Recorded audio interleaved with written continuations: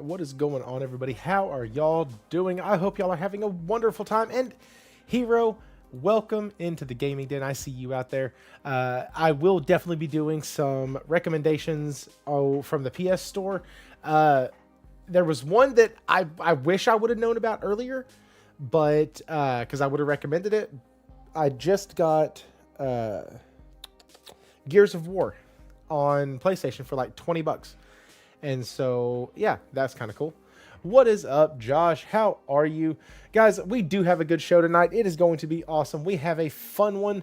We will be discussing Nintendo. I know, I'm branching out a bit, but they're doing something that I think gamers want across the board. Also, Square Enix was #1 last year on Metacritic. We're going to talk about that because I have things that don't make sense in my brain space. And so, yeah, we're going to discuss that a bit. And then Epic Games is laying off 1,000 employees because Fortnite is declining. Never thought I'd see the day that Fortnite declined. Can't say that I'm sad about it. I hate games that prey on children through microtransactions and things of that nature. And so gross. And I am happy that every game does have a life cycle. So that's kind of cool. And then we had PlayStation close a studio.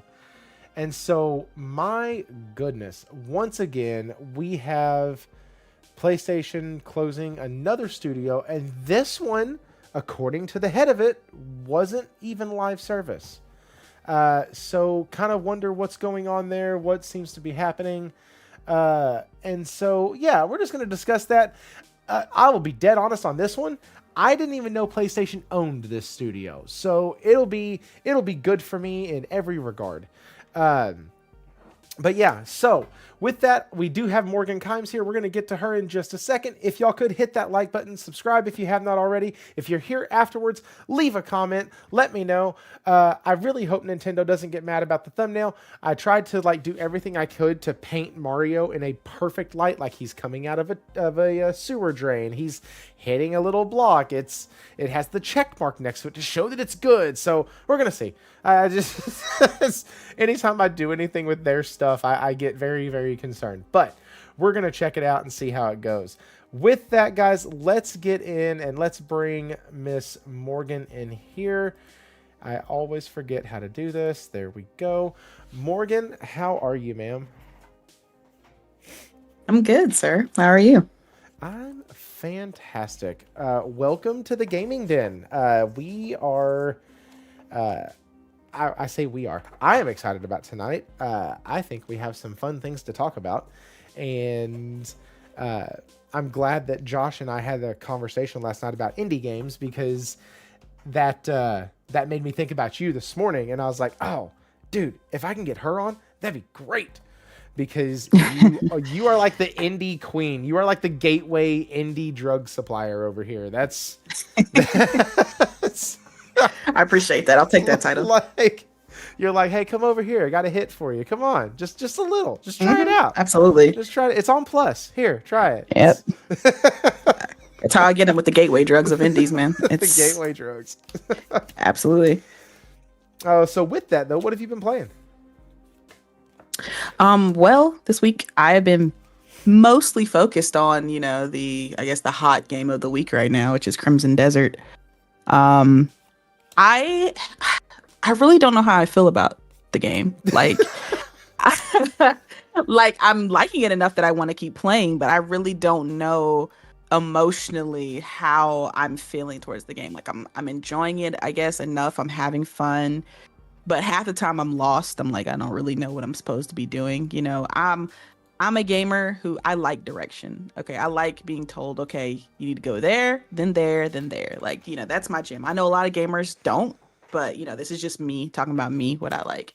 So, when they just, basically take the leash off and set me loose and tell them go over there, do whatever. I'm just like, oh, okay. So now what?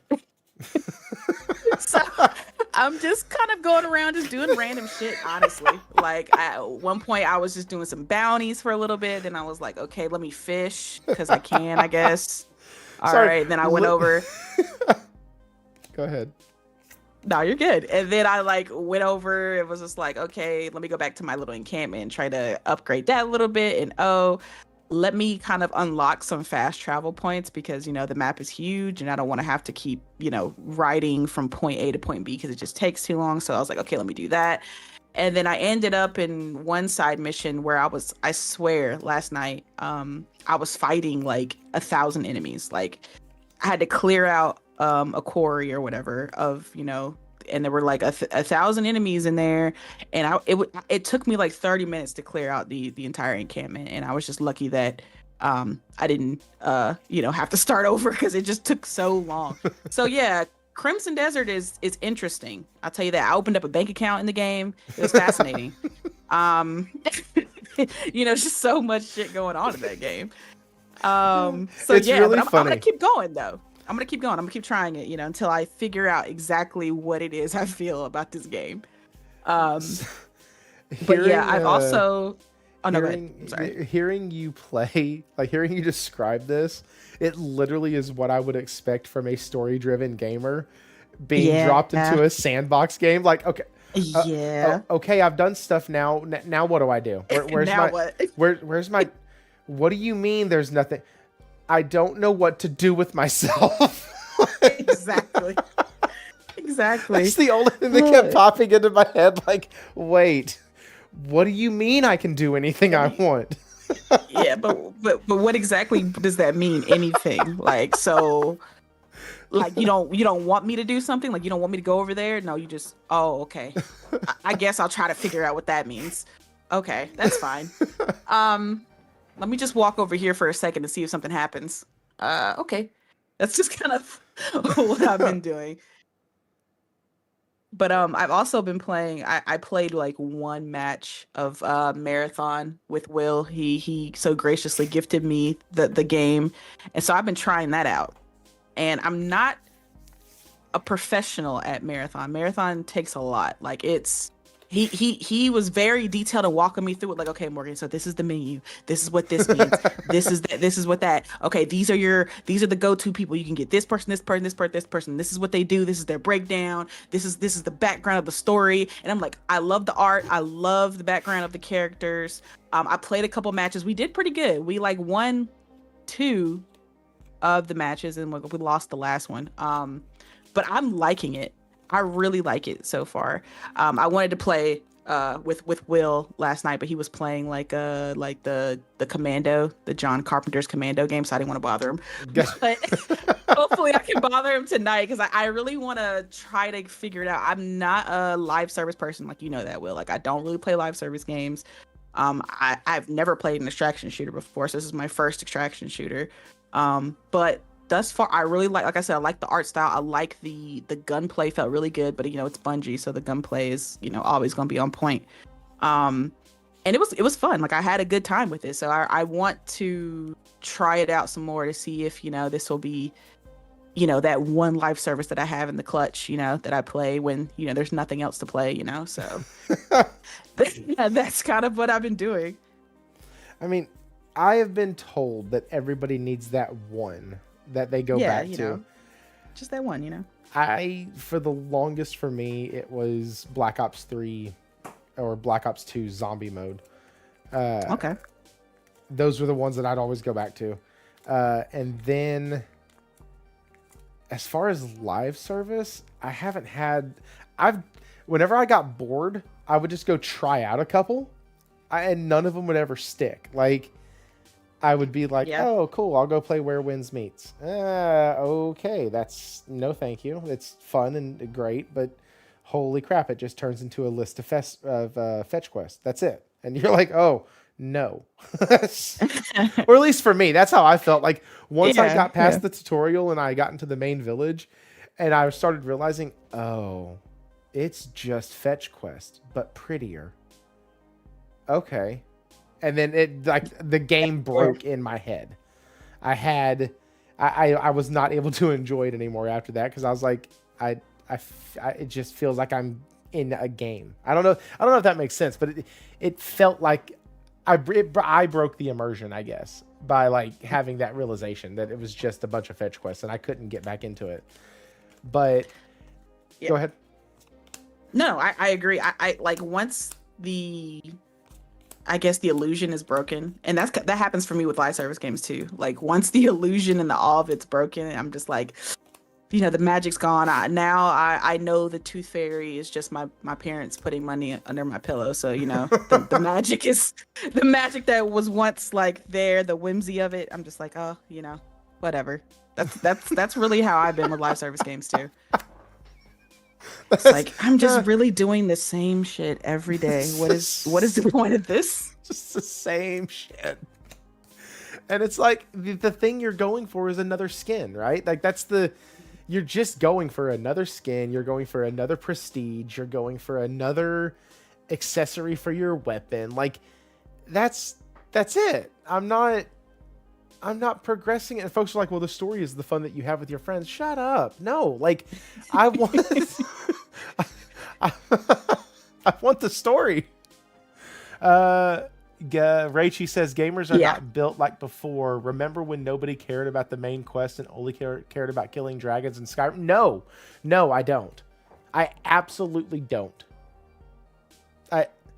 I wish I could say that I was a gamer like that ever in my life of gaming, but no, I actually cared about the Zelda. Like I cared about Link. I cared about Ganondorf and what had happened and the twins that were trapped into the forest and how you went and how you had to save the kid with the mirror and like how he got there and how he was like using the flute. Like I care about the story beats, and I've always been that way. Go ahead.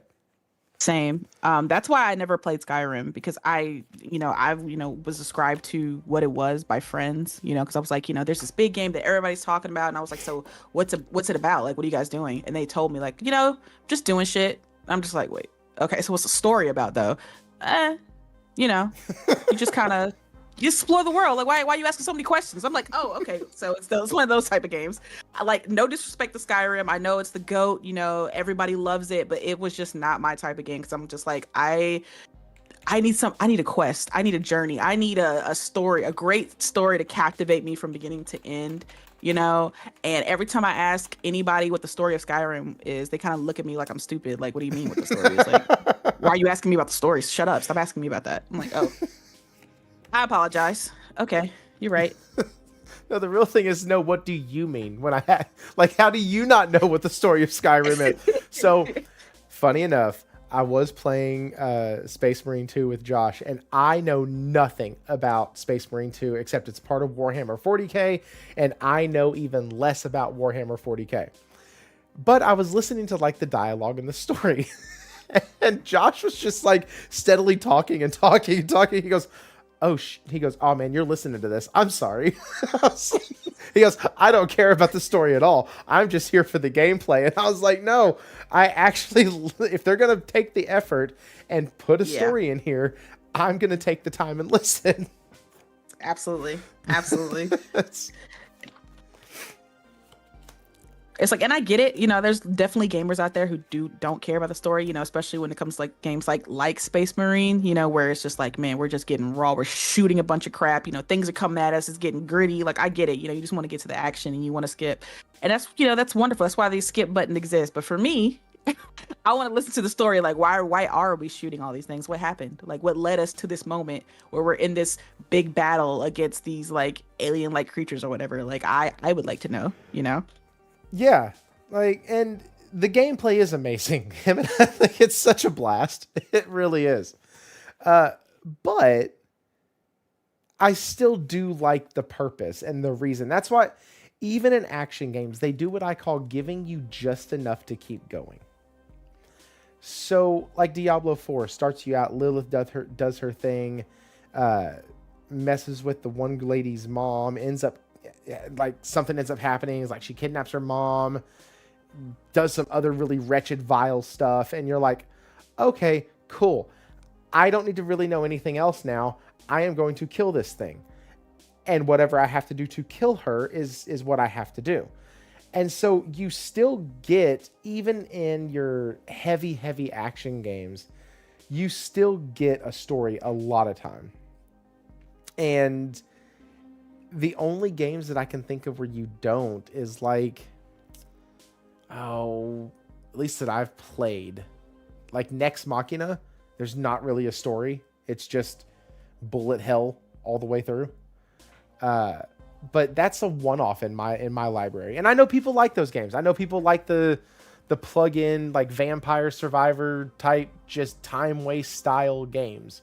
But that is not me. I don't have the time to waste on stuff like that because I like the stories. I really do. I was looking at gaming like conversation topics, and one of them was like a very stage of life dependent. So it asked if you could have only one of these two options. You could have unlimited gaming time, but you could only get 2 new games a year. Or you have restrictive gaming time, but you can buy all the games you want. And so like, oh God, right? Like which one do you do? It's the different stages of life. There's different gamers for both of those, and it's just like with what we were just talking about. I was that gamer with the limited games at the beginning of my life. And now I'm the gamer with the restricted time now currently. So it's like I've experienced both, you know. Yeah. I currently prefer the life I'm in now, where I can get what I want, even though I've restricted on time. But I have to ask, like, but by restricted on time, like how much time are we talking? Like I only get like an hour a week or something, or like what are the restrictions? Morgan's like, I need details. I need details. And by you saying I only have 2 new games, are you saying that my backlog still exists, or I'm only able to play those 2 games? Like I got questions. That was my question. I want to know. I need to know. Facts. Because that was my question. I was like, man, there's not enough information there. There's not. Super Mario Brothers story is peak. The dialogue hits hard each time. Thank you, Mario, but your princess is in another castle. Beautiful. And guess what? I was constantly hoping for more story. Constantly. And I never got it in those games. But that's okay, because they made up for it later on. But no, and yes, there are some games that, like, you don't need a ton of story. But preference would be story. Anyways, I don't even know how the hell we got on that. Talking about Crimson Desert, that's what. Oh, that's right. Okay. Yeah. Mm-hmm. So outside of Crimson Desert, are you playing anything else? So yeah, just Crimson Desert and Marathon. Hopefully get back into that tonight. So yeah, that's basically, I mean, I don't have time for anything else. I have this big, huge ass open world with Crimson Desert that I'm trying to figure out. And then of course a live service Marathon. So yeah, I really have no room for anything else right now. But yeah, I got to wrap up Marathon soon, because April is going to be even crazier with the games that I want to play. So yeah. Yes, it will. Mm-hmm. Yep. Because so many crazy games coming out. That's when it starts. As a matter of fact, I really want to beat. I want to beat Space Marine 2. I want to beat Metal Eden, and then I'm probably gonna force myself to sink another 40 hours into Horizon, and then after that, it should be close to either Saros or Pragmata. I still can't decide which one I'm getting. And I'm only grabbing one because here's the problem. Oh, okay. Fact of life, right? Here you go. Fact of life. I am one person. There are 2 games coming out on the same damn day. Yeah. I can't do both. Yeah. Like I can't do both at the same time, so why pay full price for both of them? Like that's that's real. That's real.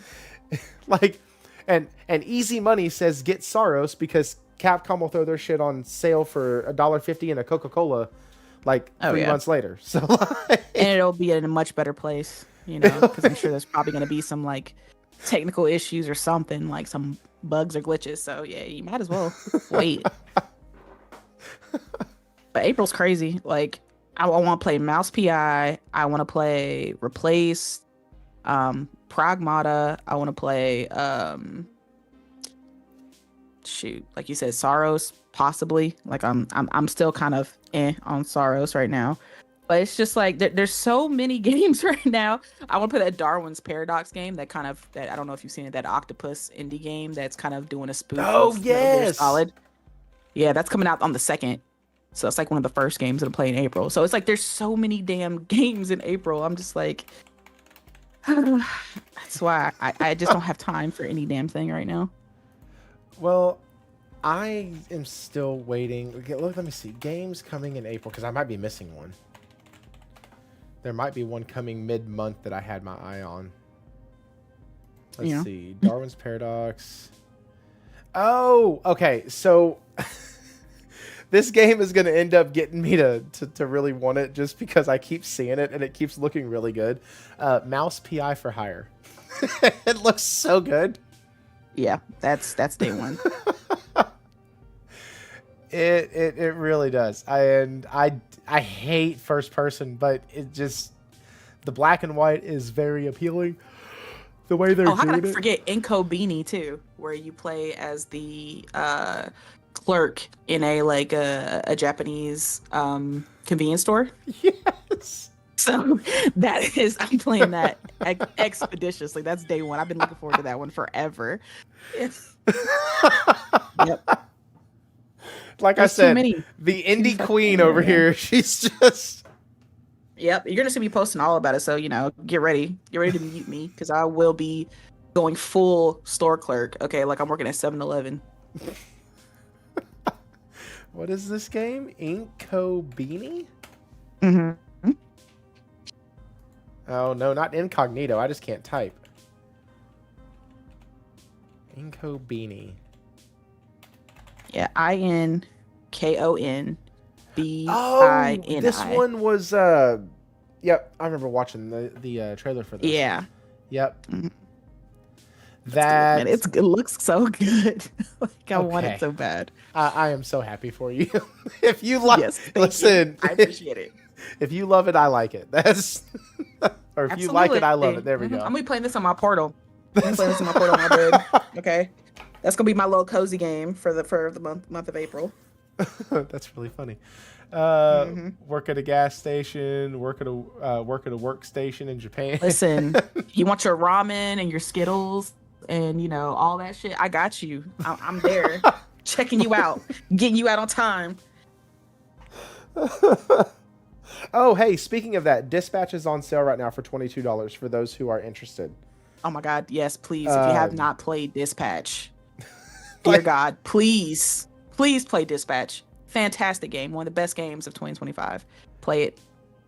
Also, I found out last night that my Australian brethren have their PlayStation store looks different than ours. And theirs still has the categories up at the top where it would be like PlayStation 5 games, co-op games, multiplayer, action-driven. And like you could actually select them and it would take you into those sets of games. So I'm kind of jelly, but that's okay. just not happy about it. There's a lot of revamp that PlayStation needs to do with that store, man, to make it just a little bit more seamless. Listen, the fact that I wasn't going to talk about this because it's stupid. It's dumb as shit. And I understand why they're doing it. War made a great point as to explain it. It makes sense. But taking PlayStation Network down to just PlayStation, it feels weird as hell.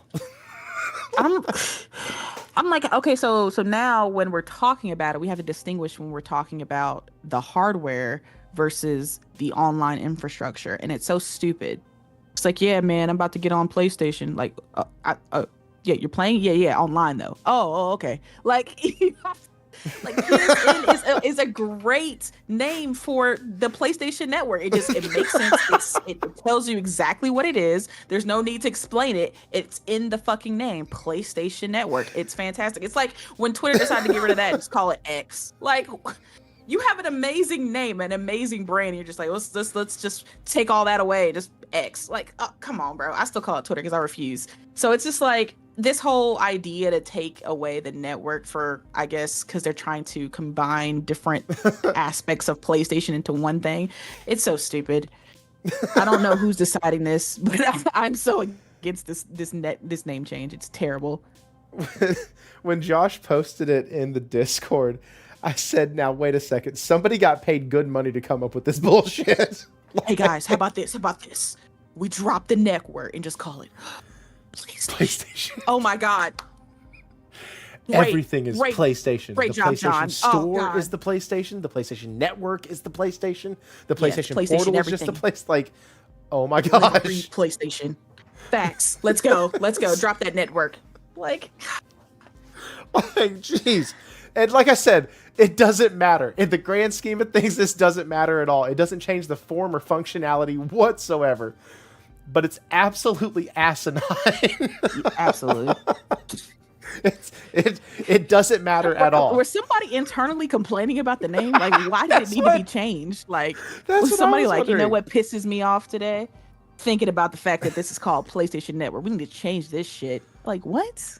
Like, and so the only explanation that makes halfway sense is the one that Wara gave when I first originally said this was dumb. And he goes, well, it kind of makes sense because if you don't get on the PlayStation, and even if when you go online on the PlayStation, you're not on the PlayStation Network. Like, you're not doing something different. You're just on the PlayStation. And I was like, I get it. That, okay, kind of makes sense. But it's still dumb. It's like, yeah, so I'm about to buy 3 months of PlayStation. Yeah. let me just go ahead and get that real quick. I got my 3. Yeah, just gonna go ahead and get that whole year of PlayStation. Like, I feel like it's just gonna confuse things with people. Because whenever a name change, even if it's like a good name change, just change in general confuses your consumers, right? They're like, what does that mean? What does that mean? What, you're changing the name? Why? What's happening? What's going to happen to my service, right? Even if you tell them like, it doesn't mean anything. It's literally just the right. Like, we're just changing the actual name. Nothing about your actual service will be changed or taken down or anything like that. It's just a name change. It freaks people out. People start freaking out and thinking, you know, the world's ending because you've made a minor change, right? Which it was just why I guess they were so, you know, hell bent on when they announced that they were doing it. You know, they kept reiterating, "Don't worry, everything about your service will stay the same. It's just the name." But again, that won't matter because like the actual, you know, millions upon millions of people who use PlayStation Network aren't on Twitter or Instagram or wherever other PlayStation is, and you know, they don't listen to these types of podcasts or go on Twitter and look at PlayStation's, you know, Twitter account. They don't know about any of this shit. So when they eventually see it on their PlayStation, like, oh, it's not called PS anymore, it's called PlayStation, they're just gonna be confused. They're gonna be like, what the hell is happening? Is my PSN up? Like, what did I do? Did I miss a payment? What's going on? Like, it's just gonna cause a bunch of confusion, but it is what it is, I guess. So now what are we going to have to ask, though? When, like, do we just ask, is PlayStation down? Like, if the network falls, is it not the network anymore? Is it just PlayStation? Down, guys. PlayStation's down. Can't do it. Oh, shit. Because it was down, a couple days ago. It was. Oh, man, PlayStation's down, guys. PlayStation effed over a lot of people's weekends. Like, it was... And that was why I was just like, this is why I enjoy being a single player, because I was just like, oh, it is? I wouldn't know. I would not know, sir. I was sadly working all weekend. So it was... Aww. No. There was very little gaming that happened this weekend for me. Very little. I did, however, get some time in...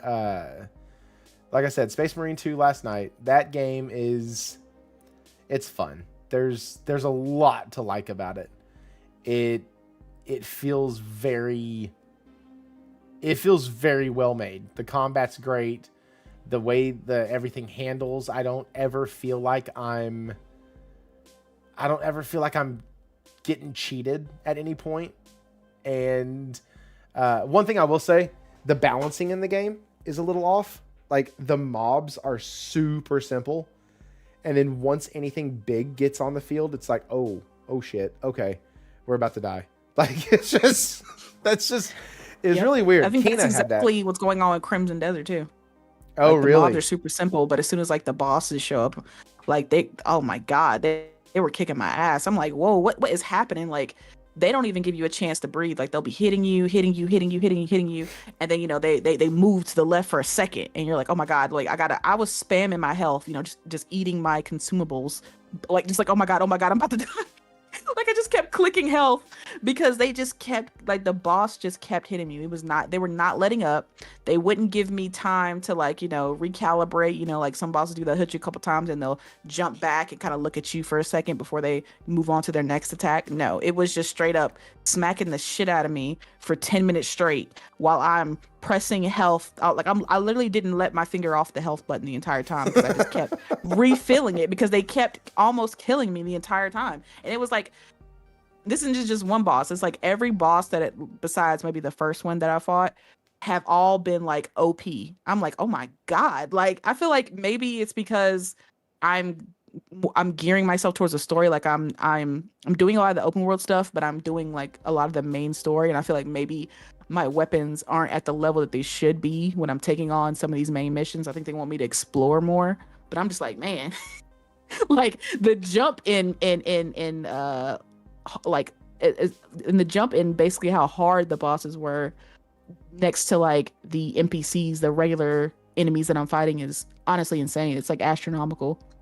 It was like fighting those, like I told you when I was fighting in the quarry, when I was fighting like 1,000 enemies, that was like a break. Even though that took me 30 minutes, that was like a break compared to fighting the boss. Like it's the jump between the two is really insane. But I'm sorry, I didn't mean to interrupt you. No, you're good. How does the combat feel in that game? Because it looks, it is fun. I will say it's fun though, because you like, I know you've seen all like the trailers and stuff where you can do like the RKOs and like the clotheslines and stuff. Like I stay clotheslining enemies because it's the funniest thing. Like I have Cliff like start off in a run and then put his arm out and literally just bam, just duck on dudes and throw them on the ground. And it's like the funniest thing ever. Like I'll use my shield and I batter ram enemies and knock them like out like 20 feet away, and I'll do the Spartan kick on dudes off the cliff while they're flying, they're screaming and things like that. Like it's so funny. But like I said, when it's just regular enemies, like the smaller enemies that the everyday enemies that you fight, it's very easy. Like it gets tough when they kind of jump you a little bit, but like once you make space and you're using your different abilities, because you can have different, you can have obviously with your sword and stuff like that, and you can have different weapons, but you also have like magical abilities as well, and then there's like runes and stuff that you can equip to your weapons that make your weapons kind of magical too. So there's like a lot of combat, which honestly is a little hard because every different move you have is like a different button mash, right? So it's like if you want to do the clothesline, that'll be X and square. If you want to do this fancy sword trick, that's R1 and X. If you want to do this other move, then it's R2 R1. Like there's like so many different combinations of buttons to do moves, and then some moves are built upon others. Like you have to do the R1 X1 move first, and then if you want to do like the super move of that, then you press R2 after it's successful. Like it's too convoluted, and you can tell that it's because it was originally meant to be a MMO, and with MMOs there's so many different move sets and things that you can do in the game, and the fact that it was originally meant to be an MMO and then they turned it into a single player game. Like the DNA of an MMO is still very evident in this game, and that's why a lot of people are complaining about the controls. They're like, it's just too much going on. And then like I think the day after the game came out, that's when Pearl Abyss, the developer of the game, tweeted out that they were going to be revamping the controls because everybody was playing like, bro, this shit is too much. These controls are too complicated. Like you're telling us we gotta spam X to run, old school fucking Rockstar shit, and then we gotta press square to jump, and it's just like, bro, can you just do it the way everybody knows? Like, everybody knows X is the jump, bro. Why are you making it square? Like, it's too much. It's just too much going on. And there's too many different mechanics in the game that it expects you to do. And you have to, and having to remember every single move set for this game it's too much. Like, I'm like, how how do I don't remember how to grab, things with my little magical tether arm. What was the button? And I have to look it up because I don't remember. And it's just there's a lot of that in the game because they give you a new move literally like almost every 12 minutes. So I'm like, God, there's another move I have to remember because they don't remind you. It's like they show it to you once and now you got to remember it forever. I'm just like, listen, I can't with all this shit. It's too much information. So yeah. See, that's how I felt with Hogwarts Legacy.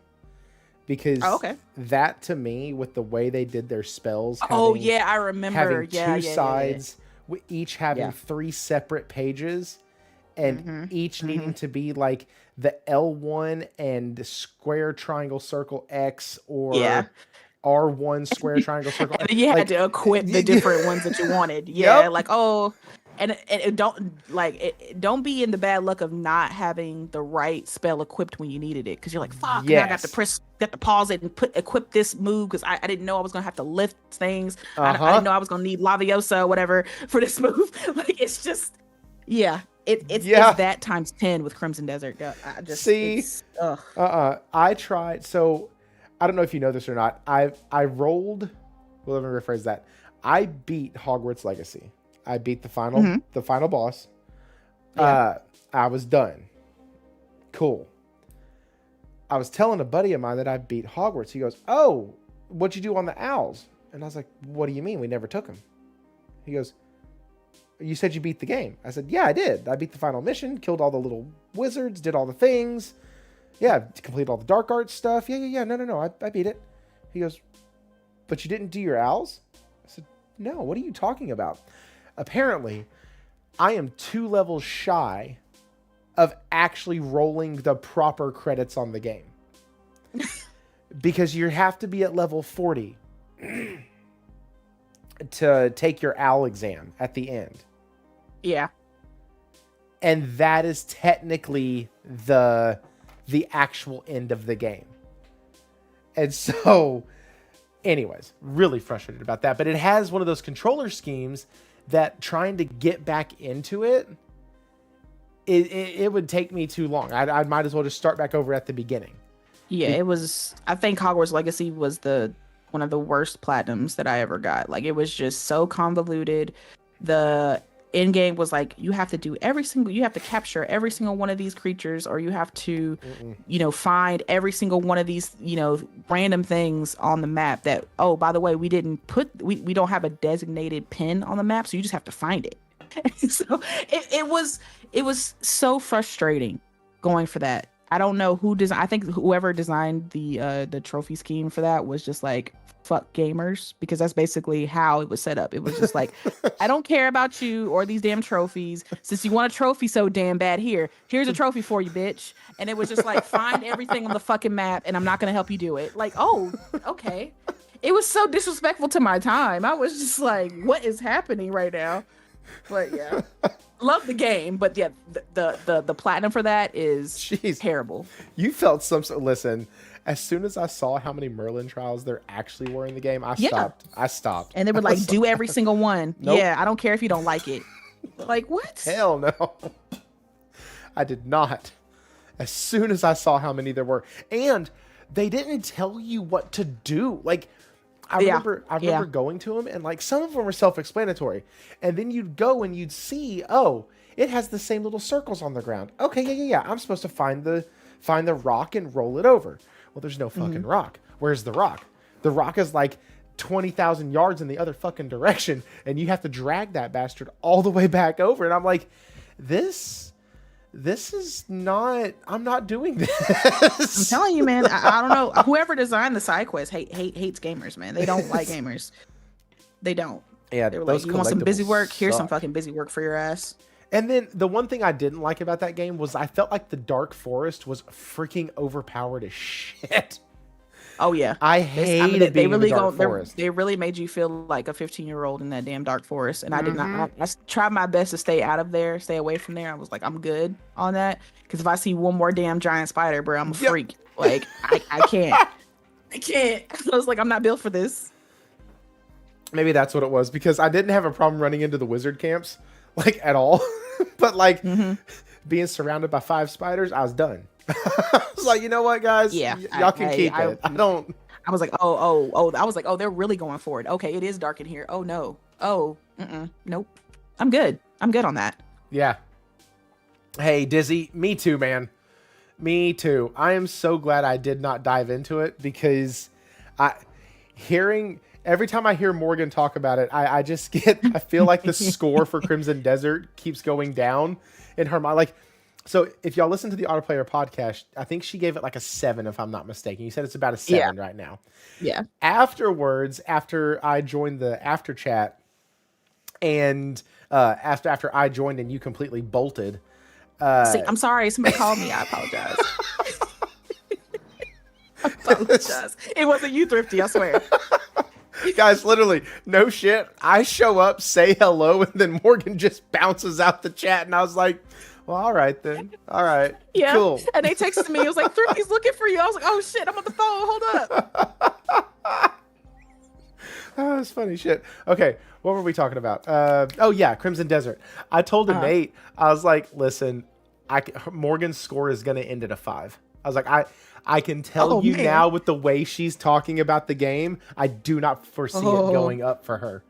And tonight you came in even more lukewarm than you were then. Damn. Like, I don't know. I just really don't know how to feel about it. It's like, and I'm like, it's going down.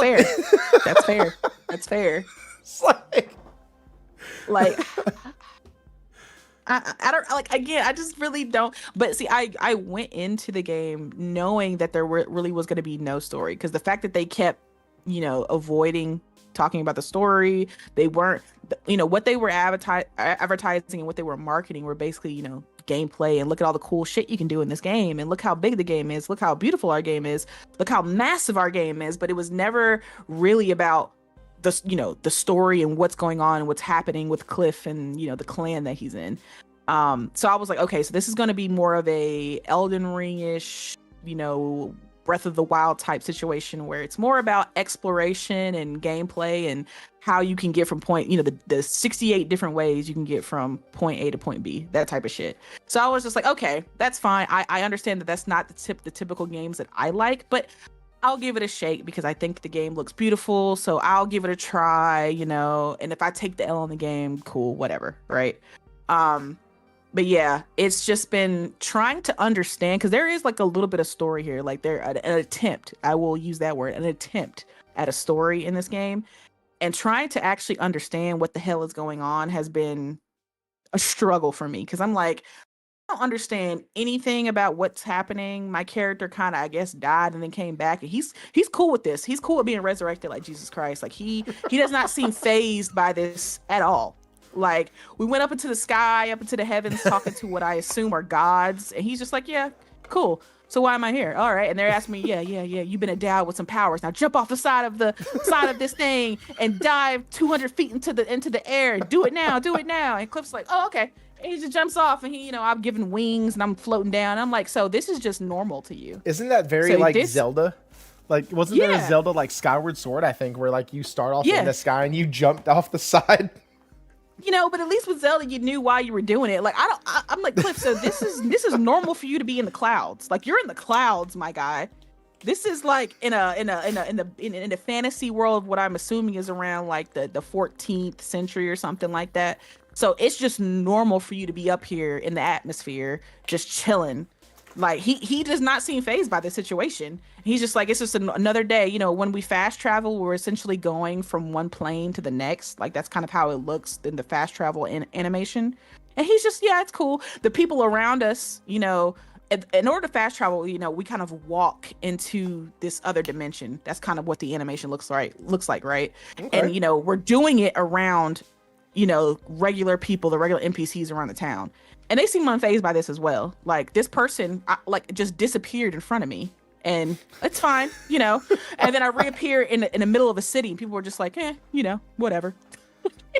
I'm just like, what is going on? I don't understand the story of this game. Like, I don't understand what my purpose is besides kind of reuniting my clan after we're all separated after this kind of great battle. But outside of that, I have no fucking idea what's happening. But I'm just here for the ride, whatever. Okay. Yeah. Oh, okay. See, okay, so that's interesting. I hate games like that. I absolutely. So that is a way to tell the story in a game, right? Like the there's okay. So in Final Fantasy, this is I don't even know what it's called, but there's a. I'm just going to use two separate games. So you have Final Fantasy 13, where you start out and you don't know jack shit. You're just fighting stuff. You have no idea what the hell is going on.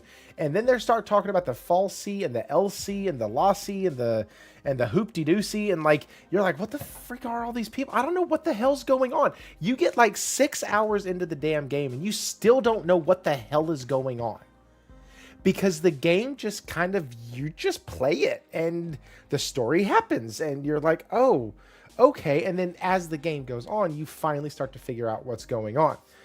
And like Josh Ayers just said, he said that's why 13 has a glossary. So you have to go find the information.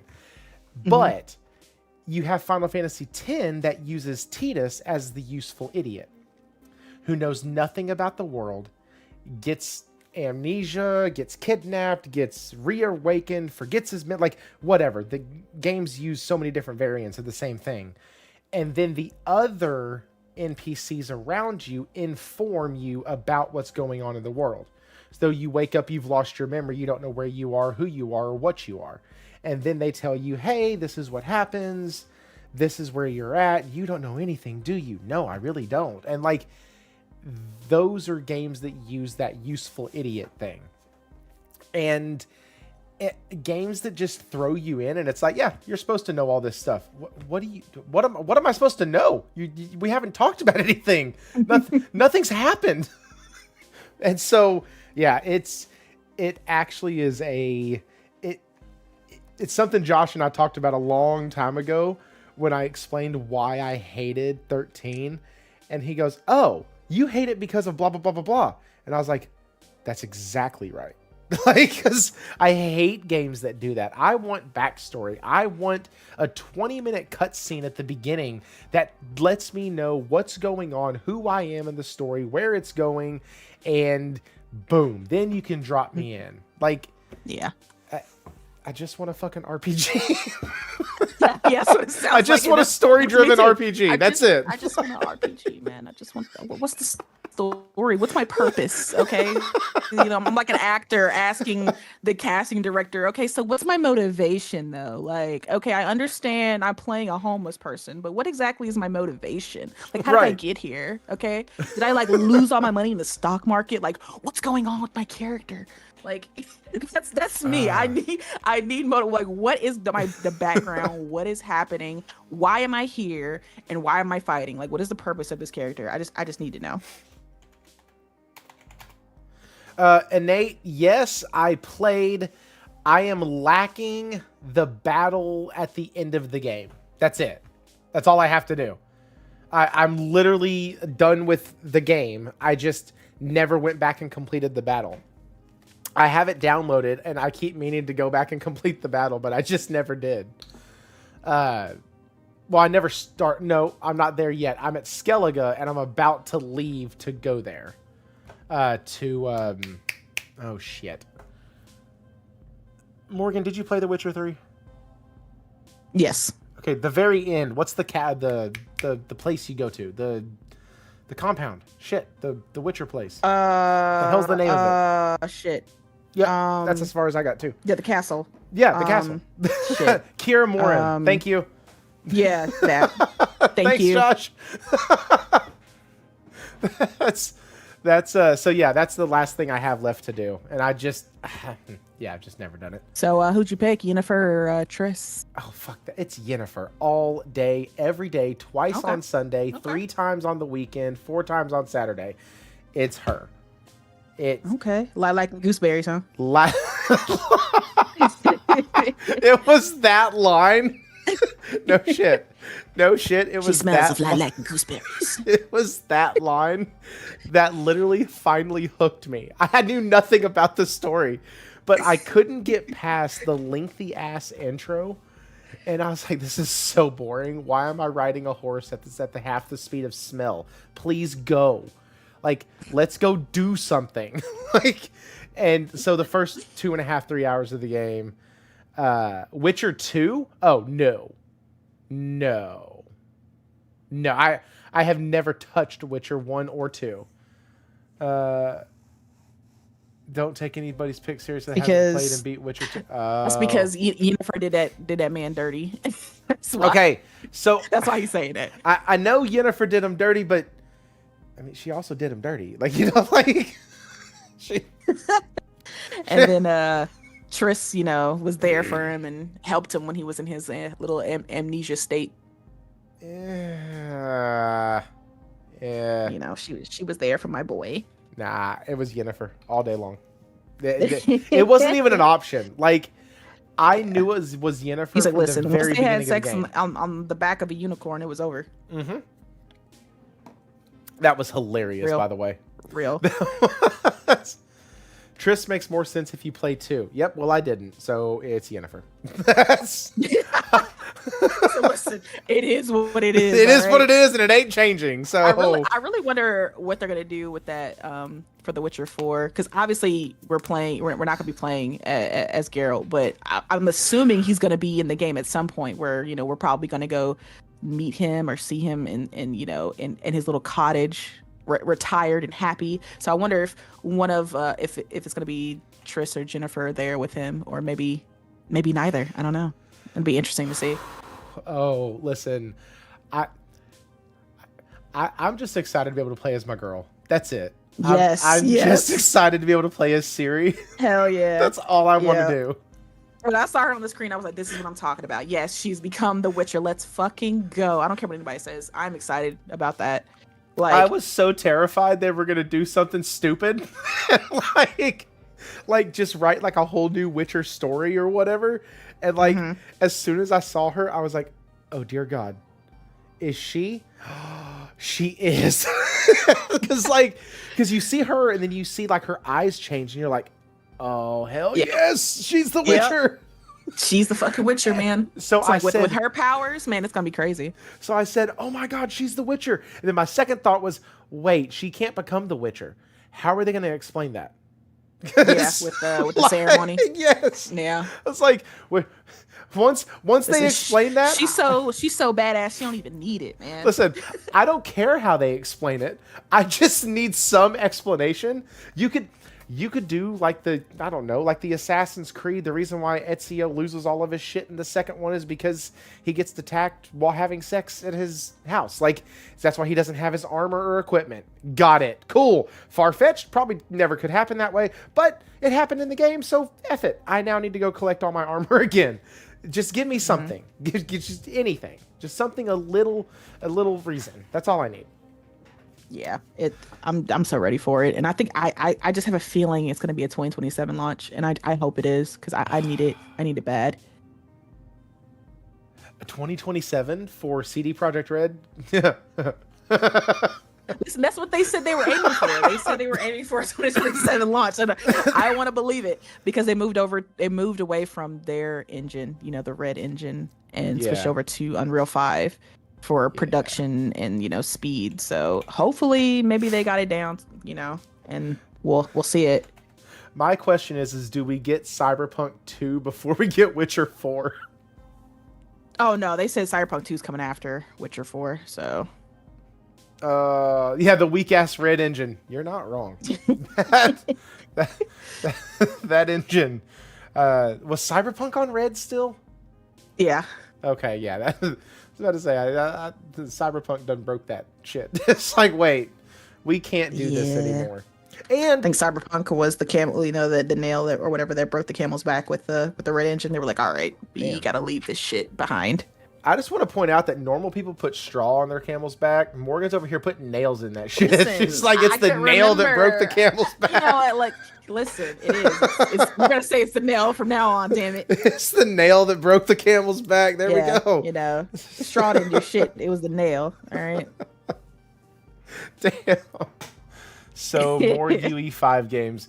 Raichi, yes, more UE5 games. And okay, to be fair though, with CD Projekt Red, and I'm not saying this is gonna happen. When they did do the reveal for The Witcher 4, it was at the Epic event where they were speaking about the upgraded version of UE5 and like all the new tech that they're putting in to kind of alleviate the issues that a lot of people have with UE5, you know, with like the Lunam technology and stuff like that. Like they're trying to upgrade UE5 to be a lot more developer friendly and a lot better when it comes to optimization.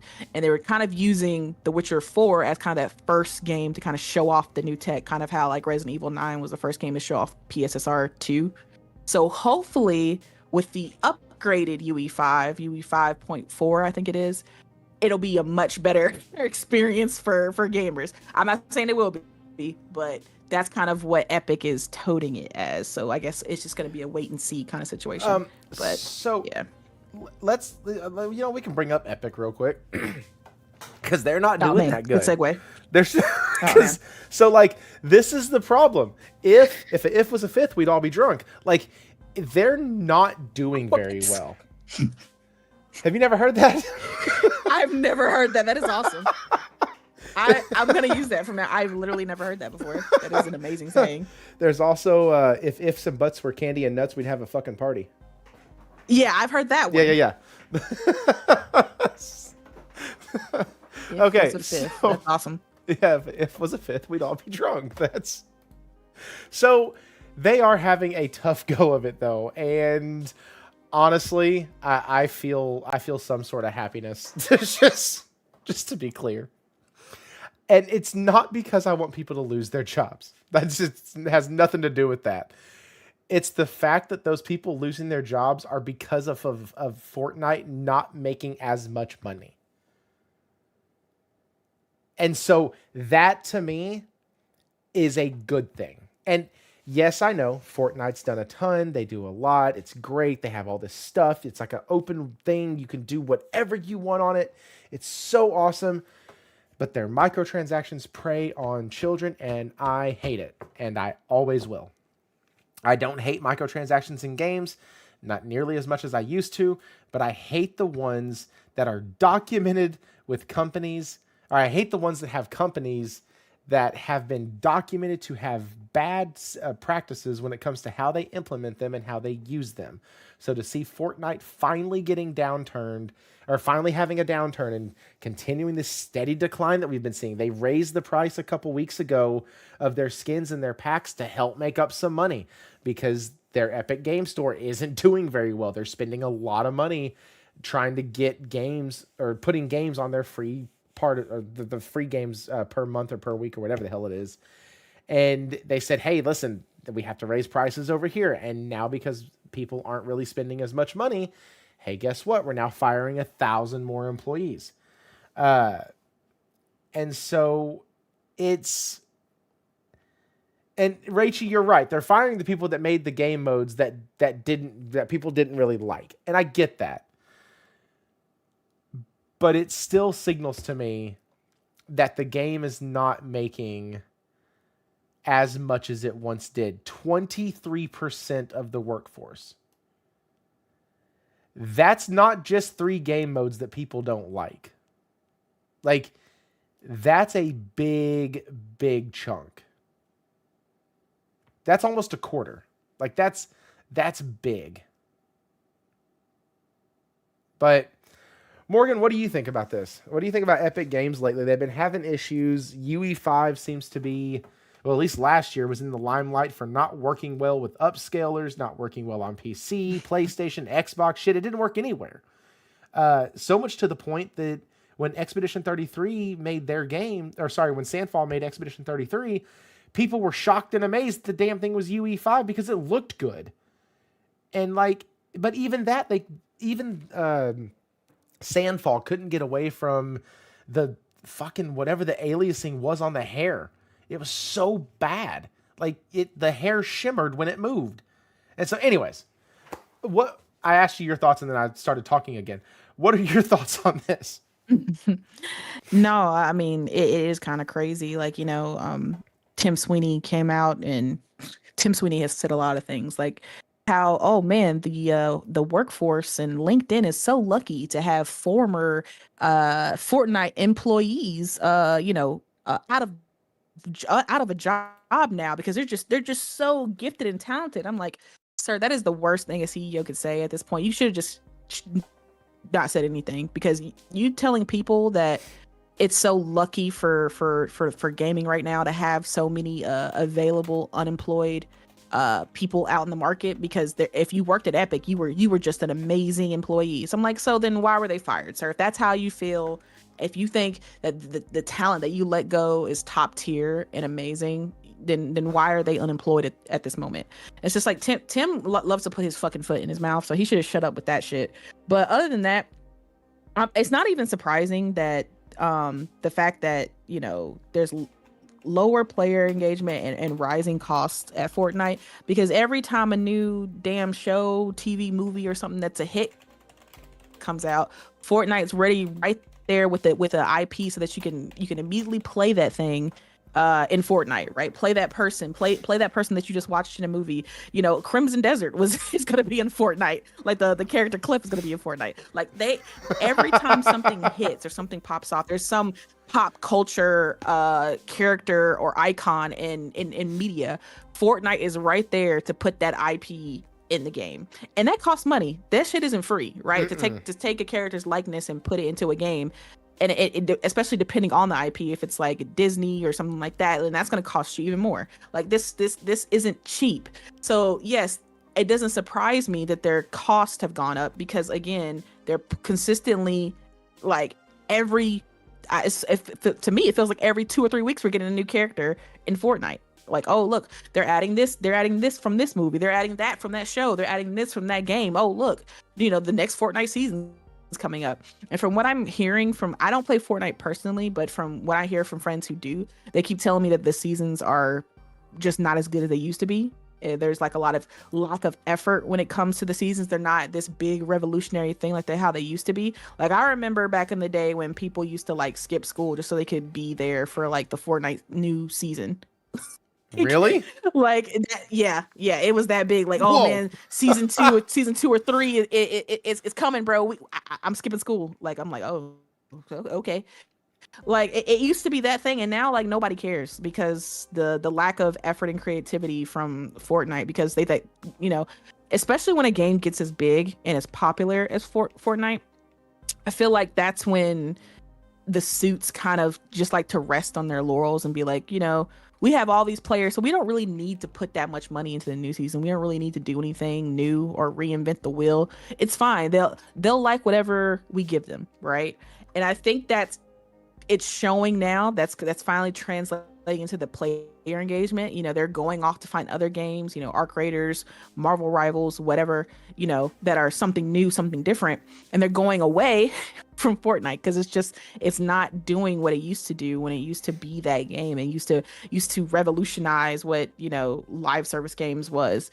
So I am not surprised by this announcement. It is surprising how drastic they are going with the 20% of the employees. Like that's a crazy amount to let off. Like 20% of your entire workforce is just gone. So all this is going to do, you know, they do this thing and they claim it's in the name of cost saving, right? And to help alleviate you know, the costs and things like that, and to increase profit margins, we're going to be letting go of said employees.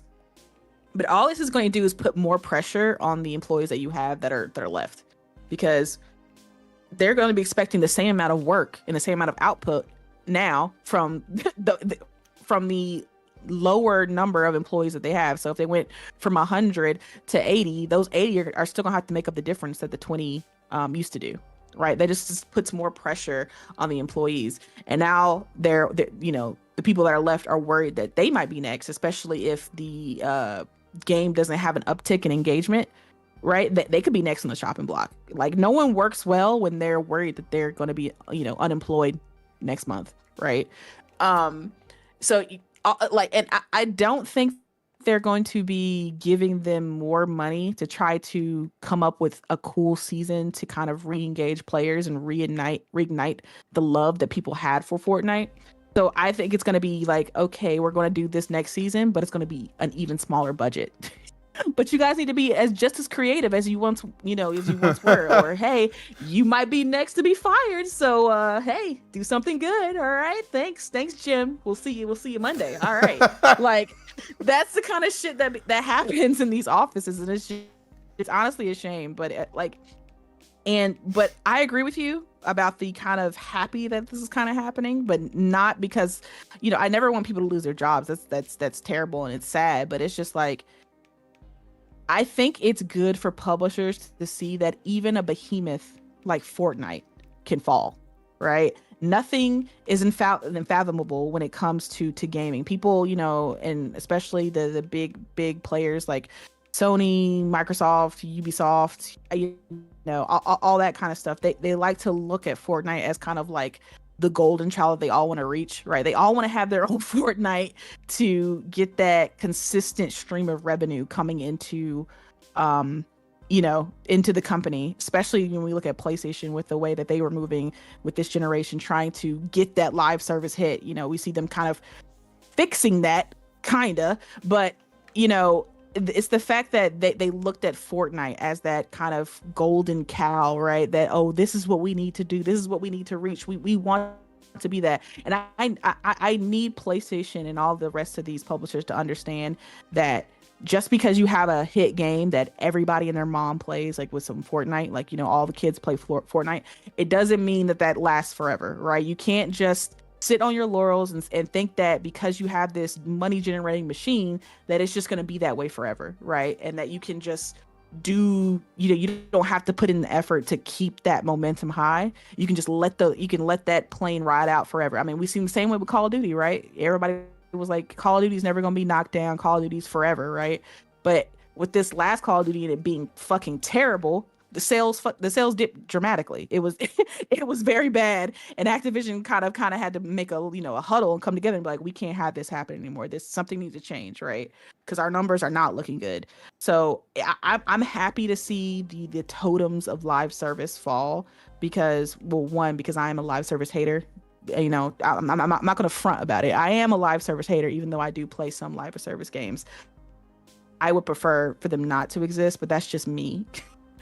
But that's kind of where I am. Like, yeah, like but there are gamers who love them, and I don't want to ruin anybody else's enjoyment just because something I don't like. But sure. Again, I'm happy to see this happen because I need everybody to come up, like these publishers, to kind of have this wake up call that live service, even a juggernaut like a Fortnite or Call of Duty, isn't a forever situation. Things change. Obviously, gamers' opinions change, and quit trying to trend chase all the time and think that all I have to do is make a copy of this and it'll be fine, because you see that the original is not doing great.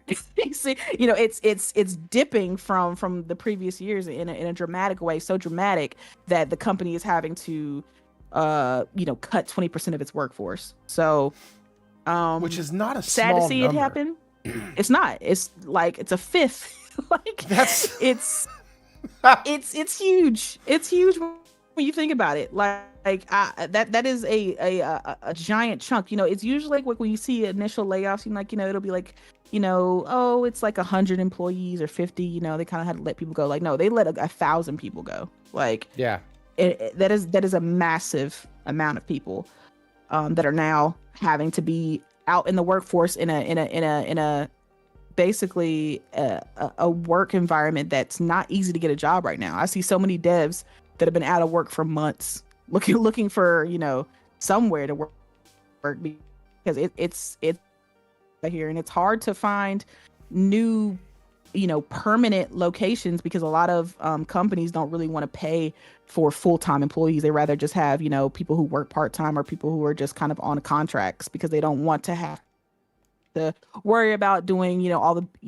worry about the benefits of full-time employees and having to actually pay leave pay would inevitably let you go and stuff like that. Like it's really hard out here if you're a game developer. And I feel bad because I'm just like, if as much as I love games and I think maybe being a game developer would probably be something cool, like I would just never do it because it's just every other week people are getting let go and laid off.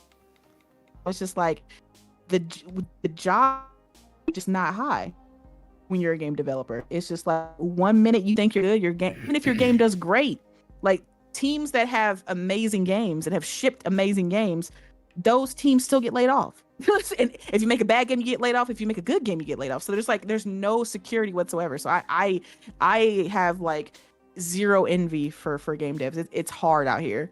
And I hope they find something, because yeah, if you worked at Fortnite, hey, I'm sure that's a lot of talent that I'm sure a lot of publishers would love to have under their, to work for them.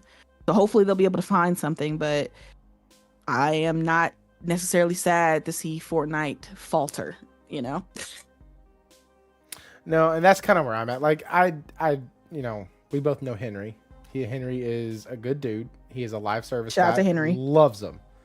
And I am not going to yuck his yum at all. He can like them all he wants. For me, I could see them disappear and it would never faze me. I would not even, it would just be Tuesday. Like, I don't know. Nothing would happen. But for some, it would suck. And I get that. But I think my disdain comes for, like, Roblox is in the news right now for reasons that I don't really want to mention tonight because I'm in a good mood. Oh, yeah. Like, it's... Yeah, like, yeah.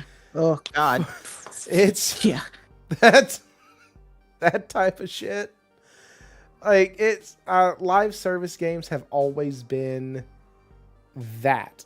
Ever since I was a kid, I remember when online games started even becoming a thing in chat rooms and AOL and Talk City and my goodness, all of those. And you always had to be lurking, like not lurking. You always had to be watching for people lurking, like to every time you turned around, somebody was getting lured. Somebody was getting kidnapped. Somebody was getting taken from their parents at the mall or some shit because they met somebody online and did some. So like anything that brought me into that world, I was like, no, I don't, I'm out. I'm not messing with that. And now, fast forward, this is when I was younger. Now, fast forward, then my hatred became, man, every time I touch one of these games, they want $75 out of me to get some battle pass or season pass or this or that. And I was like, man, this just sucks. I don't want to do that. And so it grew from a spot of already thinking these type of games are unsafe for children already. Because when I was a kid, I was told these type of things were unsafe for me. And so, like, I don't know. I guess that's why I am the way I am on them. But it also does make a huge difference when the game itself, or the company itself has been sued more than once for deceitful practices when it comes to their microtransactions. Like, that's enough. Like, you get sued once, that's enough. That means you did it. Like, you pay out, you did it. It just bothers me. But they just let people go, and they did some other things a couple weeks ago, like I said, raising the prices, and we're kind of see where it goes from here. There is another company that is normally in the shitter that we've been talking about for a while. They need to get their act together. They need to do a ton of stuff to get better and to do better and all that other stuff. And well, I'm here to tell you, if you believe Metacritic, which most people who are either here in the chat don't, Metacritic said that Square Enix was the best publisher last year. It's just weird. Because I don't think their sales really reflect that at all. It's the first time Square Enix has topped Metacritic's annual publisher rankings. That's cool. Review aggregation website Metacritic has named Square Enix as its #1 game publisher for the year 2025. Launched in 1999, Metacritic, blah, blah, blah, blah, blah. In its 16th annual game publisher rankings published on Wednesday, Metacritic revealed that the Final Fantasy publisher was ranked above every other company based on its point systems. This is the first time that Square Enix has achieved this rank, blah, blah, blah. Here's the reason why. Notable releases were Final Fantasy VII Rebirth on PC, Metascore of a 90. Other things like Final Fantasy Tactics, The Evilest Chronicles got an 88, Dragon Quest 1 and 2 got an 88, Octopath Traveler 0 got an 84, and so that kind of bolstered it up.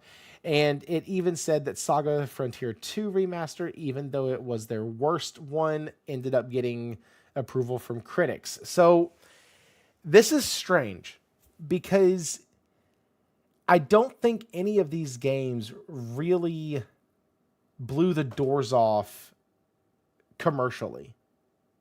Like, I don't remember Post being, oh, we sold 3 million copies of Dragon Quest, or oh, we sold 5 million copies of Final Fantasy, or like, I just don't remember that. But hey, the critics liked them.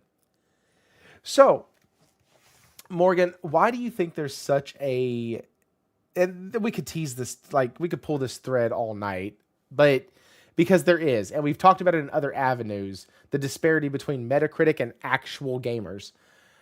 But it almost looks like Square Enix is making games that review well but sell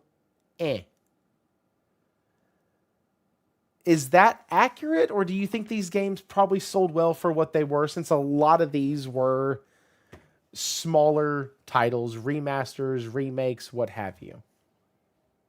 Yeah, I mean, I was gonna say like, congratulations to Square for that. I mean, that's awesome. Amazing achievement after all these years.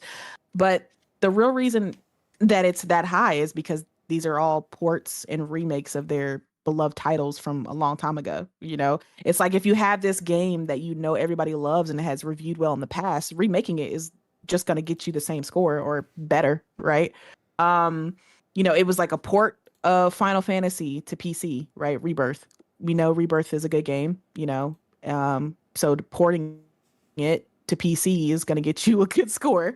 Porting Final Fantasy 16 to Xbox, I mean, it reviewed well with Metacritic, so it's obviously going to get another good high score. Remaking Dragon Quest 1 and 2, remake of an already great game, you're going to get a good score. Like remaking Final Fantasy Tactics, a game that's already good, beloved game, they just remade it. Yes, it's going to get another good score. It's like remaking The Last of Us, right? Obviously, you're going to get a high score because the game was already high when it originally came out. So yeah, when you remake it, sure, it's gonna get a great game because the game didn't really change. You just remade it, right? So yeah, the reason Square's got this high score is because it's literally just ports and remakes of already great games, right? So it's not, I'm not trying to diminish what they did, but it's games that have already scored well that are just going to different platforms, right? So that's why the score is so high. That's why they got a good meta score, because it's like, hey, here's this great game. Let's just put it on this other platform over here. Oh, okay, cool. Yeah, we'll give that the same score or higher than what we gave it originally. Cool. Well, and this is not, me hating, because I loved Octopath Traveler 0, right? I platinumed that game. I absolutely loved that game. 175 million hours you put into that thing. Yes, I did. Yes, and I loved every single fucking hour of it. But even Octopath Traveler 0 is literally just, the mobile port put on consoles. They definitely, I'm not going to diminish it. They added a lot of content and added a lot of stuff to make it a console game versus a mobile game. But even that is just an original mobile game that was put on consoles. So it's like everything Square did for 2025 was literally just ports and remakes. So yeah, sure, they're going to get a high score off of that, because the games that people generally, and this is all publishers, right? The games that all publishers generally port and remake are the good ones. They really only port, remake, and remaster the good games, because those are the ones that scored high, were beloved by the critics and fans, and sold well. So those are the ones that generally get remakes and ports. You don't really waste time porting a bad game. That's why fucking Redfall isn't on PlayStation. Why would they waste time porting a game that didn't sell or score well and put it on PlayStation? Why? Just for it to score terribly on PlayStation and also not sell there? Like there's no point in doing that. So that's kind of why Square's got a good score. And again, this isn't diminishing Square, because no, I diminish them all I like their 2D portfolio. I like their 2D portfolio, but as far as their 3D AAA games, I'm just kind of eh. And I think what's, the problem is, you're saying, I agree with you that the sales aren't really matching up to that. But again, it's because these are ports and remakes. People either originally played it on the platform that it first came out, or you're kind of trying to get nostalgia with gamers who are the majority haven't experienced the original, right? Like it just came out the other day that Final Fantasy Rebirth, 70% or 60% or above the people who played it were 30 and older. Right? People who originally played Final Fantasy VII back when it first came out, the people who experienced it on, PS2, PS3, those days, those gamers, right? Those are the ones playing the remakes because they grew up with the originals. The younger, obviously the younger group is still playing it, but they're not reaching the masses. They're not reaching, the majority of gamers, which are like the 20-year-olds and younger. They're missing out on that big group. And that's the thing with Square Enix, that I feel like that is probably how the majority of their catalog is, where it's it's 70% and higher that are 30 and older playing their games, and it's not really reaching the younger crowd. And that's why their sales are kind of in dog water. I don't think it has anything to do with games being exclusive or time exclusive to PlayStation, because they have plenty of games that are exclusive to Nintendo, and nobody complains about that. It only is when games are exclusive to PlayStation that people get upset. But it's more to do with they're not really reaching or resonating with the mass majority of gamers. And it's because they're not taking the opportunity to really invest in what made Square great, right? They keep trying to trend chase and not do what Square does best, right? Like Final Fantasy 16 is a perfect example. I thought it was a good game, right? But you could obviously see that there were influences from other things. Like obviously, like the story was a damn Game of Thrones ripoff. Okay, like you play as Jon Snow essentially, and you're working your way through with the whole Game of Thrones fucking story in this. And I love Game of Thrones, so for me it was like, okay, cool. I get to play that same story again. That's great, right?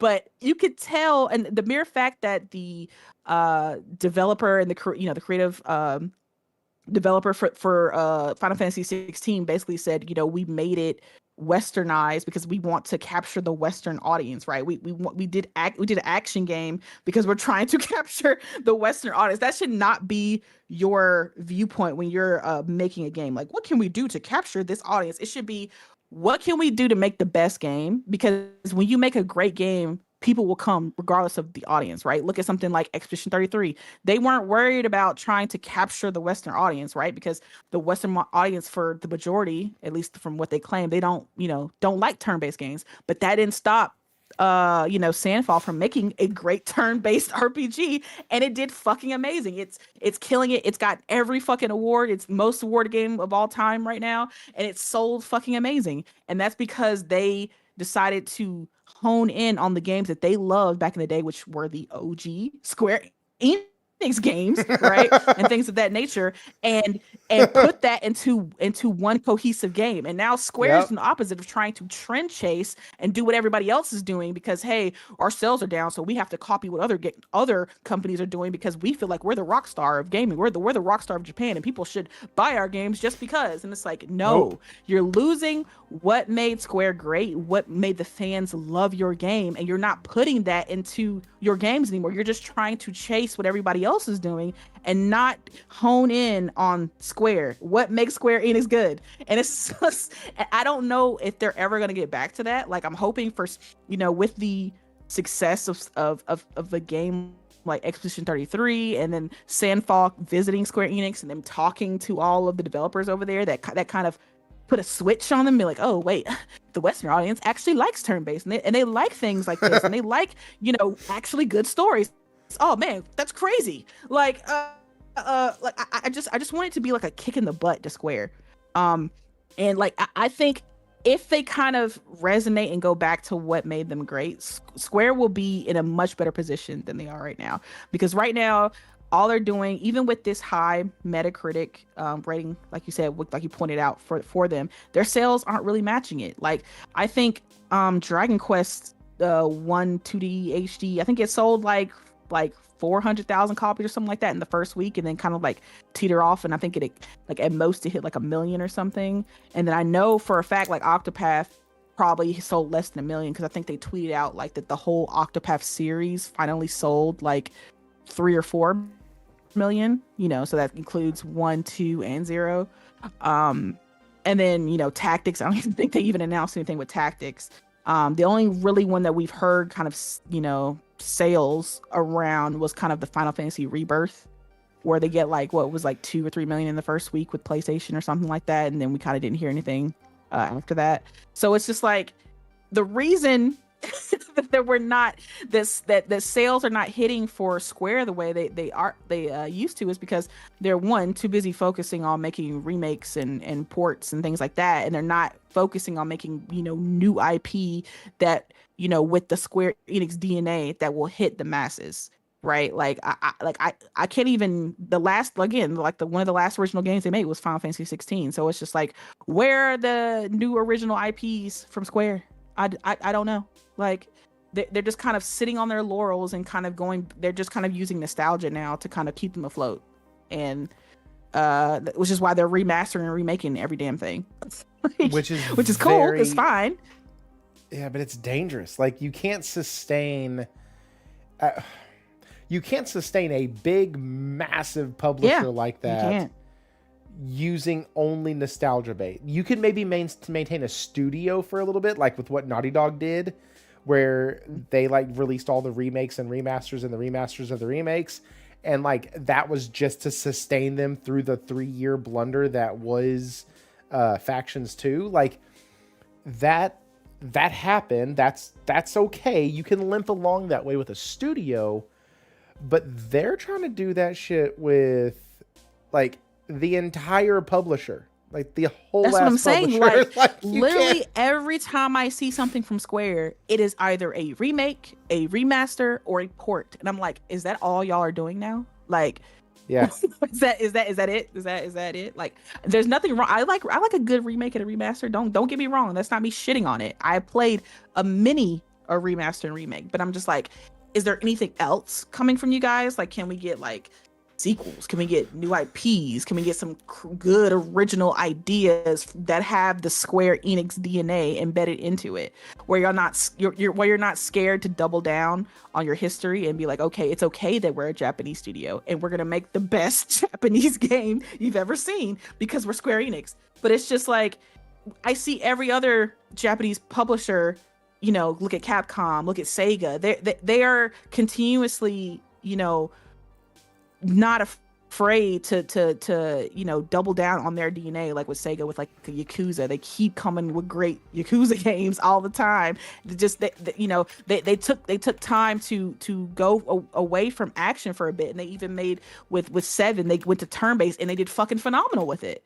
And it's just like, and then you got like Capcom with Resident Evil 9, after, what seemed like Resident Evil was going to go downhill after 6, and people thought, oh, that's the kind of the end of Resident Evil. And then they came out with 7, right, with the first person perspective and the eerie scariness of it.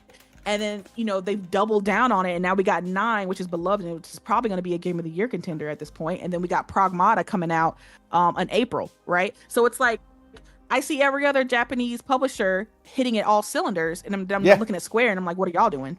Like, I don't know. Like, it's just like, you guys used to dominate. Like, even when I wasn't playing Square Enix games, my cousins were, and they would be coming over playing Final Fantasy in front of me, and I'd be watching with the story and everything. And, it used to be something that was captivating everyone. And, my cousins at the time were like 11, 10, and they loved Final Fantasy. Okay. So they used to be able to capture that age group, and now it's just like, oh, the only age group we're able to get are the people that used to play our games back when they were kids. So now they're 30, 40, 50, and that's kind of our demographic now, because we're not actually trying to branch out and capture the new gamers coming along. It's just, we're just going to use nostalgia bait and make remakes and ports and hope that some new people come along, and that's just not how it works. You have to actually put your foot out there and try to make something that resonates with everyone. And then, speaking with Fortnite, they're also, I saw Genki made a great point on Twitter how Square is just so protective of their IPs as well, because it took forever for Cloud to show up in Astrobot, right? And he didn't come into like the DLC, and that's definitely because Square was definitely holding on to that. And then you also don't see Square Enix IPs in Fortnite, right? Like every other game is there. You know, you see Master Chief, you see God of War, you know, you see all these iconic characters there, but you don't ever see any Final Fantasy characters. And it's like, if you're trying to reach that age demographic, a great way to start would be to put your IP and your characters on the Fortnite, because that Fortnite is a game that age group, that, you know, 12 to 20 something, and obviously older people too, but you know, that's a game that has a lot of younger people in it. So a way to capture them would be, hey, let's put our character on this game so they can see it at least, and they can be like, who is this and what game does that belong to? And oh, okay, that game's on sale on my PlayStation or my Xbox. I'll try it out. I like that character. He looks cool. You know, you try to capture them in these kind of ways, and but it's just like, again, Square is so closed off, and they keep their IP so protected, and they don't, you know, branch out and do like, you know, a lot of what I see with Japan, they do a lot of like crossover games where they'll put characters from like one game and put it in this other game, and you're like, oh look, it's a crossover event, you know. But Square doesn't do that either, and it's just like they did. I don't get they it. did in 15. 15 had an Assassin's Creed crossover. Okay, well, okay, that one time. And I'm sure they probably had to pull teeth to get that out. But no, so they do, but I think so there's one way that it paid off for them, because they are very protective of their IP. They really are. But it does mean that when they release stuff, they can charge an astronomical amount for it, because the people collectors like somebody like me or somebody like Josh who love Final Fantasy, like they can release something where we're like, oh shit, that's cool, that's awesome. It's because we don't have a lot of stuff with Cloud on it, or with Tifa or Yuna or Tidus, or like we just don't have a lot of stuff with those characters on it in physical form. It's why the Magic the Gathering set that Josh just mentioned did so amazing. Because people could literally, like, I cannot tell you how many I think 4 people from the Discord have all of the commander decks, and I don't think any of them play Magic. And it's just because you could get original art with these original characters from the Magic crossover. Yes, yeah. It went nuts. And good example, Spider-Man gets whored out there like a $2 whore on Beale Street on game night. Like Spider-Man gets whored out everywhere, man. And so when the set came out, Marvel don't give a fuck. They're not at all. Okay, here you go. Just pay up. You definitely get Spider-Man. He could come over to your house, straight door service. All right, he'll wear whatever you want. Just pay the price. You can get coffee cups. You can get T-shirts. You can get socks. You can get plates, underwear, pizza sauce, whatever you want. You can throw Spider-Man on any. Spider-Man became the Master Chief of Master Chief became the Spider-Man of gaming, because if you remember when Halo Infinite came out, Halo was on Trolleys Bright Crawlers. It was on Doritos, Mountain It Dew. was on Doritos, Mountain Dew.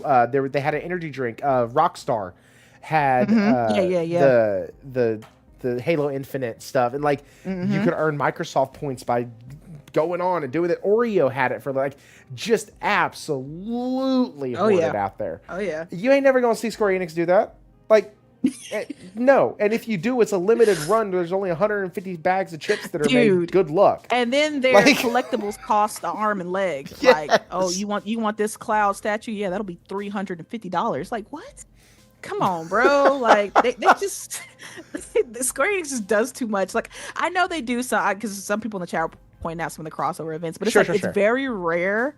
And it's I know they were in Smash Bros, but it's probably because it was Nintendo, and they just wanted to be there for Nintendo, because Nintendo and Square are really close and buddy. So they were cool with it being in Smash Bros, right? Cloud getting to show off his fighting skills, but it's just, other than that, they just don't really care. They just no, we're gonna keep this IP sacred. It's sacred to us, so we're just gonna kind of protect it a little bit, and we'll hand it out in select instances. But we're not really trying to put Final Fantasy on like that. But that's part of the problem, is they're too damn that's what I'm saying. protective. That's the problem. And so because of that, one of the things that people say is well, it's because they're perfectionist. I get that. Fine. But when that takes 10 years, Raichi said, Reggie earlier said that they had Final Fantasy 15 on Xbox. It sold about 15% of the, I think it said 15% of the total sales for 15 came from Xbox, and then they just left for 10 years. And I was like, yeah, but in those 10 years, we only got one like numbered entry. Like that's just, it's not, Yeah, it's not that big of a deal, man. Like for 10 years essentially. Yeah, like Because we didn't really get Final Fantasy 16 until recently. So we got one numbered entry. That was it. yes, I'm like, how the hell long is Final Fantasy 17 gonna take? They haven't even supposedly started on like full production yet on it. Oh, fantastic. When I heard them say that, like I think it was earlier in January or February, when I heard them say that, I was low-key, I was pissed. I was like, wait a second. Oh man. But don't worry guys, the third part of Final Fantasy 7 Revolution or whatever the hell they're gonna call it. It's gonna come out on time, but it's gonna be on all platforms though, so don't worry. So it should sell this time though. That's what I was told.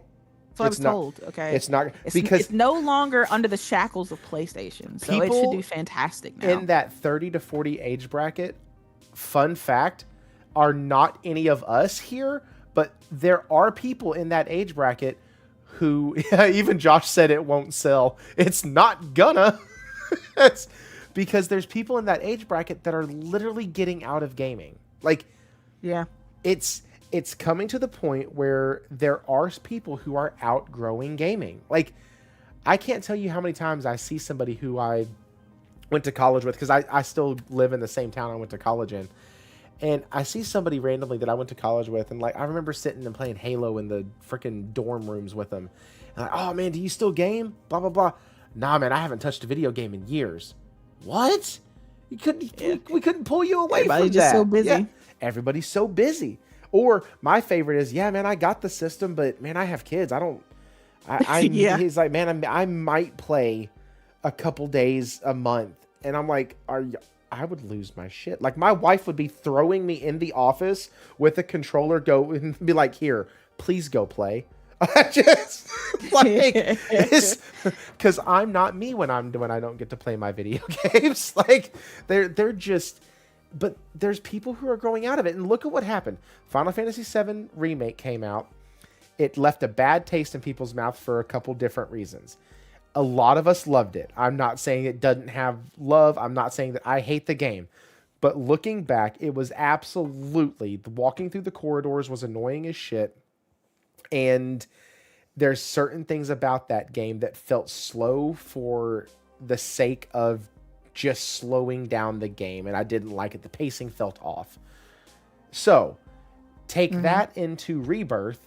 People see Rebirth and are like, I hope it doesn't have the same problems as Final Fantasy Remake, because the combat was a little wonky, this and that. And lo and behold, they knock it out of the park. Rebirth is a phenomenal game. It's probably one of my favorite games I've played on the PS5. It's so good.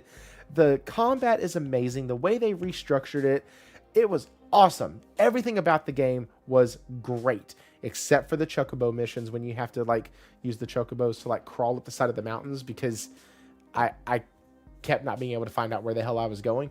But outside of that, and me being inept as a gamer, it was amazing.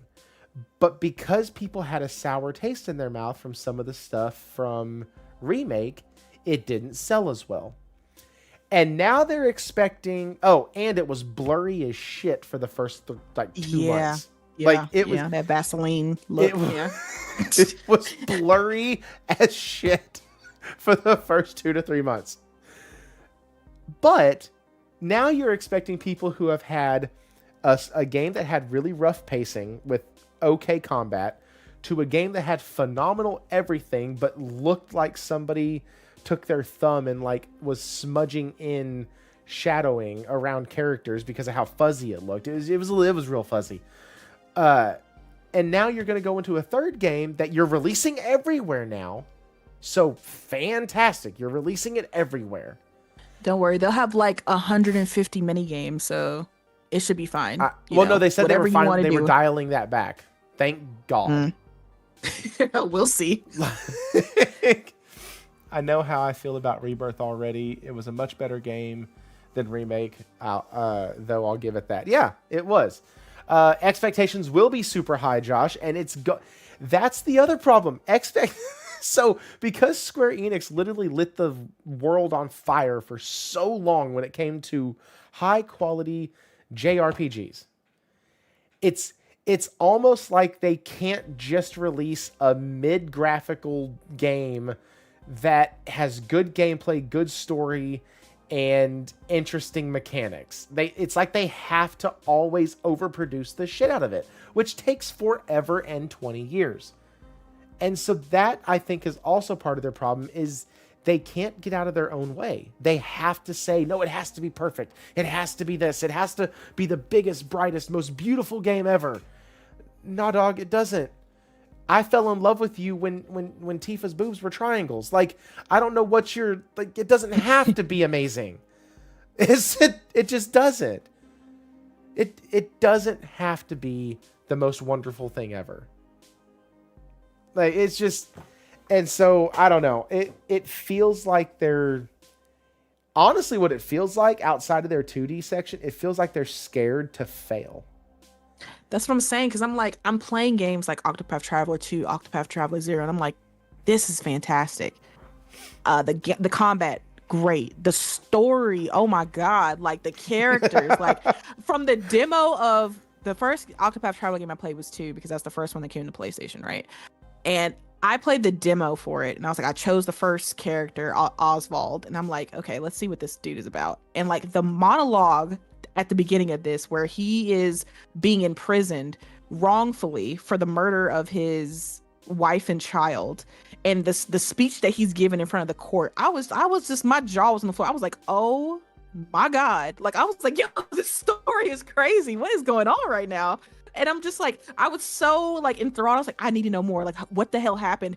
We're in jail now. How the hell are we gonna get out? Like, what's going on? Like, I was like, this is amazing writing. This is some amazing story development, and the voice acting was fantastic. And I'm like, why can't Square translate this into their AAA games? What is going on? Why they have this amazing team, have amazing writing, amazing art direction, amazing characters, amazing gameplay? Why can that be translated into the AAA sector of their branch? Like, this is fucking phenomenal. What's going on? Like, I don't get it. Like, I honestly don't get it. Neither do we, Morgan. Neither do we. Like, it's Nate's in the chat just blowing this up. By the way, Nate, you have the access power to come in here if you'd like to say something. This dude been blowing up the chat. Okay, so here's the deal. Exactly, Morgan. Team Asano putting in work, but not the AAA team. Listen, Asano's just really good. But it's also because those games don't cost a half a fortune to make. So they get to have the fun with them. They get to have the experiments. They get to focus on what makes their core game good. And I think, Morgan, I think you hit it on the freaking head. I think you hit it on the absolute head. They need to take what makes their 2D games great and just transport that with better graphics into their AAA. And honestly, I as much as I love oohing and awing over the graphics and over the way Rebirth looked, and I'm not gonna lie, once the patch went through, Rebirth was absolutely stunning. It's gorgeous. It's an amazingly beautiful game. But you could dial it back just to ooch, and if it means me getting the game 6 months to a year faster, you could go the route of a Capcom, that their games aren't always the most graphically amazing and impressive, but they get the job done and they tell a good story and they have good mechanics. Like, you could do that. You could do a Bandai Namco that their games are not graphically impressive, and you're like, you know, hey, but they're fun as hell, and they have in market, and what they do really well. And I'm looking forward to Ace Combat, and it's never been the most graphically impressive game, but it's been the most graphically impressive aerial combat game.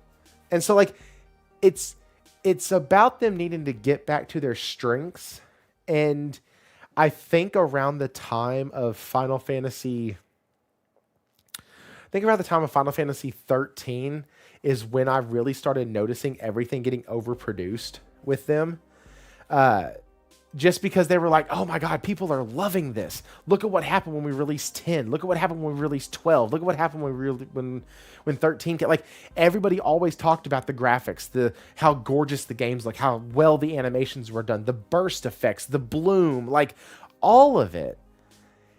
And at some point it's like, yeah, but that's all great. And I think Final Fantasy 16 had some of the best burst effects in a game I had ever seen. And it didn't matter because the combat was stale. It wasn't elemental based, even though you had elemental weapons. It didn't make any fucking sense. The ending was just your traditional boring ass ending. Like, the whole thing was just, it was just a letdown by the end of it. And that doesn't make me excited for 17. That makes me, it's literally what continued my push into other JRPGs, like other franchises. It's what continued my push into franchises or into people like Atlas, into, yeah. I love me some Atlas. Yeah. Oof. like, and then I'm in there 6. and it's all cartoony as hell. And the story is freaking phenomenal. And I'm like, this is great. Amazing. This is great. Amazing. I'm like, this is what I'm talking about, bro. This is it right here. I want a story. It's a good story. Thank you. Yeah. And so I don't know. Square is, people disagree with me, and that's fine. I honestly, Square has 2 more chances. They have Kingdom Hearts 4. Oh God. And Final I forgot Fantasy. about Kingdom Hearts 4, bro. Everybody did. Shit, I completely forgot about that game. They got Kingdom Hearts 4, and they have Final Fantasy 17.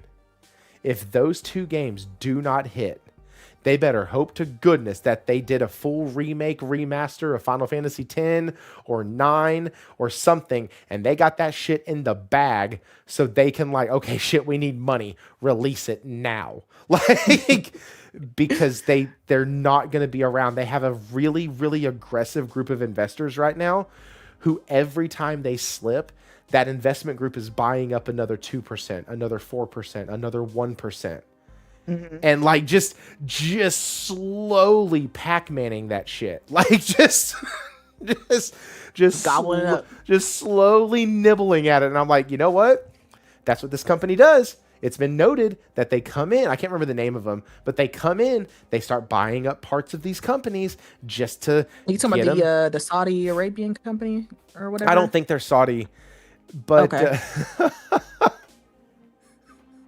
Imagine if they slapped Thrifty with the FFRTS. Oh, I just kind of threw up in my mouth.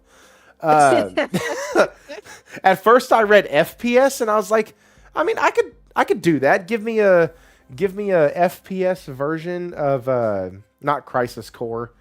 What the hell was it? Dirge of Cerberus? I could get down with that.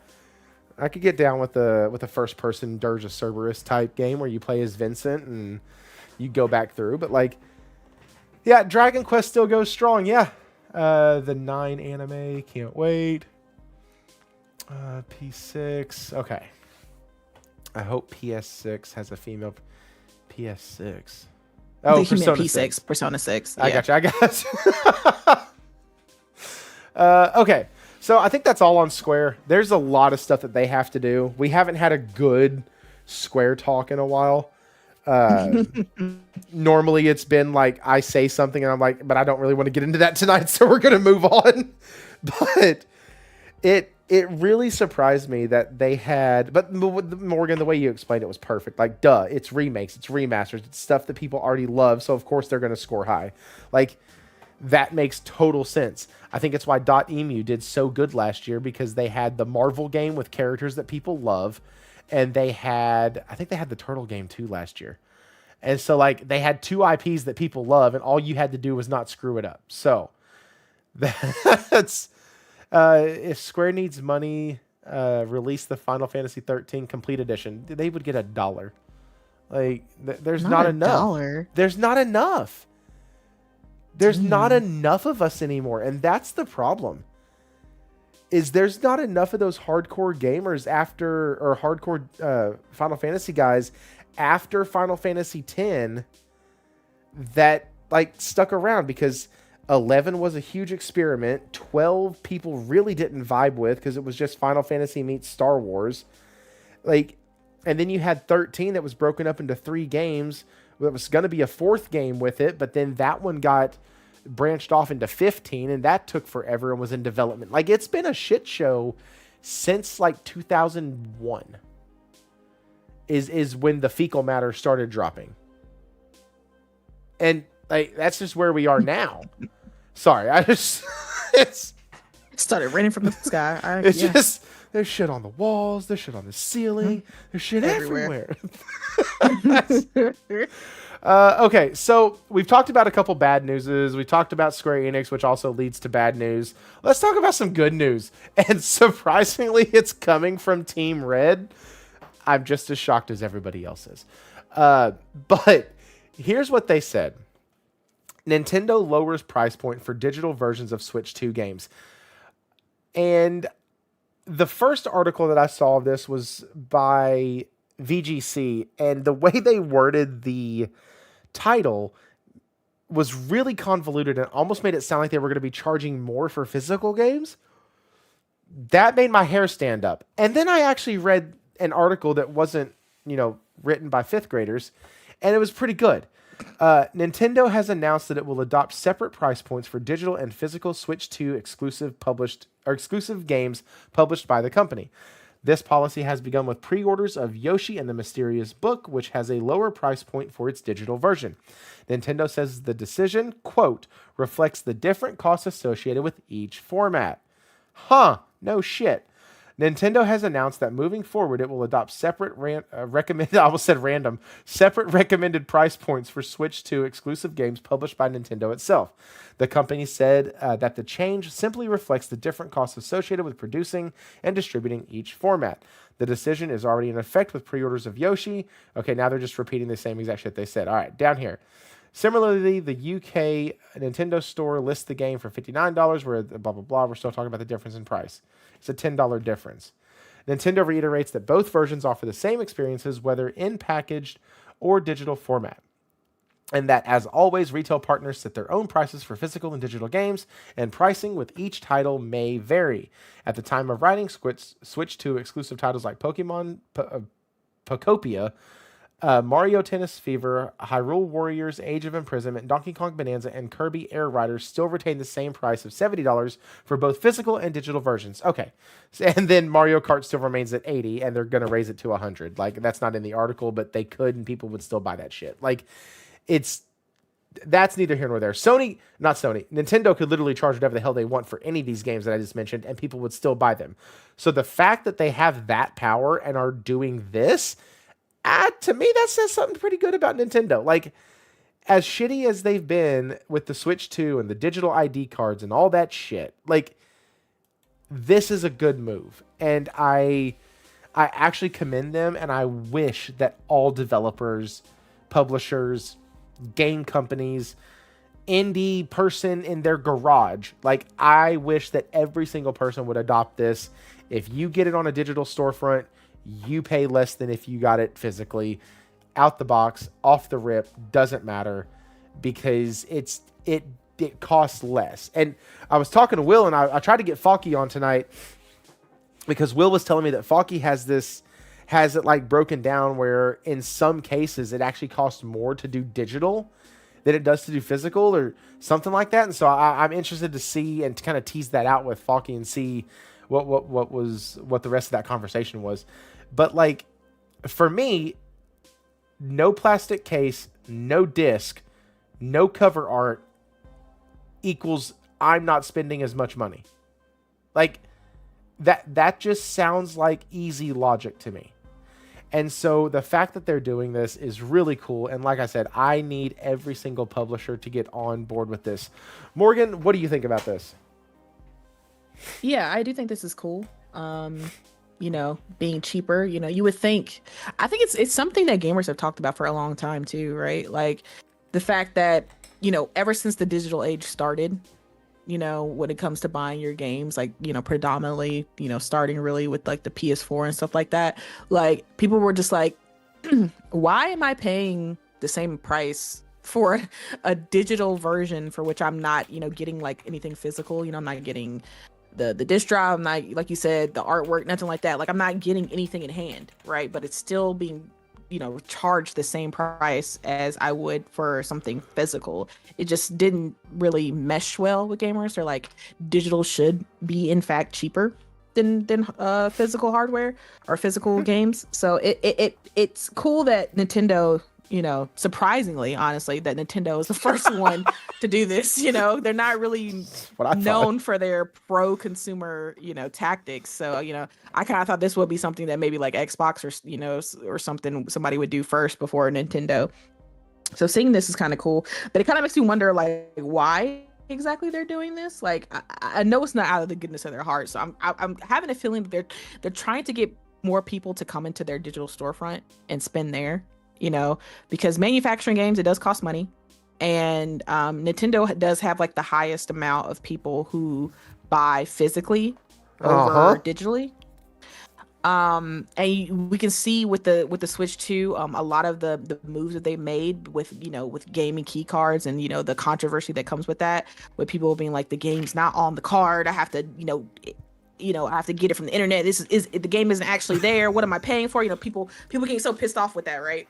And this is like, seems to be Nintendo's new move when it comes to their physical key cards. So it's like this, the game key card situation, and then now with this, lowering of the digital cost for their version of games, it just seems like a way to kind of ease the Nintendo gamers into the physical the digital way of experiencing games and get into their digital store, because they got their digital store now. They have they recently with this new generation released their their online and their version of party chat and things like that. And Nintendo Online is a thing where you can get some of the older versions of games, like GameCube games and things like that, right? 64 games, shit like that. So I think they're just trying to slowly kind of ease people into their online infrastructure, because at the end of the day, that's where a lot of these companies make their money from, is from digital purchases and their online services. So even though I think this is cool, I still think there is a business reason behind this. Like, they're not doing it out of the generosity of their heart. Like, we realize we're overcharging you guys for digital, so to make up for that, we're gonna lower the price just because we can. Like, I find it hard to believe that the Nintendo that we know did something just purely out of a pro consumer mindset. Like, they really think this is just to kind of ease people into that digital storefront, ease people onto being more digital, because I think that's kind of the direction that they want to go for the company. I don't think Nintendo gamers are gonna take that lightly, and I don't think they're going to want to do that. Like, I even see a lot of pushback with this news. Like, people are pissed off. They're like, oh, so you're charging more for the collectors now? What the fuck? People are getting mad. Like, why do digital get discounts? It's not fair. I see some pushback from Nintendo fans, but I kind of see this as a play for Nintendo to kind of usher people onto their platform more digitally. But I guess regardless of the intention, I can't be mad at lower prices. So, right? Like, regardless of intent, it's still a good damn deal, right? The first game being, what was it, the Yoshi game? It's like 60 digitally and then 70 physically. Correct. So that's cool. And they obviously they stated that it's only for their first party. It obviously won't be for third party. So like games like Cyberpunk, that's on Nintendo Switch 2 now, and those prices, physical and digital, for third party is up to the third party's discretion, right? They have no control over that because that's their game, but their first party games will have this new dynamic pricing. Yeah, so I mean, that's cool. I wish Sony would adopt it. I would absolutely love to see PlayStation games be like 60 on the PS Store or on PlayStation or whatever they fucking call it now, versus versus buying it at, Best Buy or whatever and paying, the full 70 or whatever. That would be fucking cool, especially since they got rid of the PlayStation Stars program, which I was very pissed off about because I love that.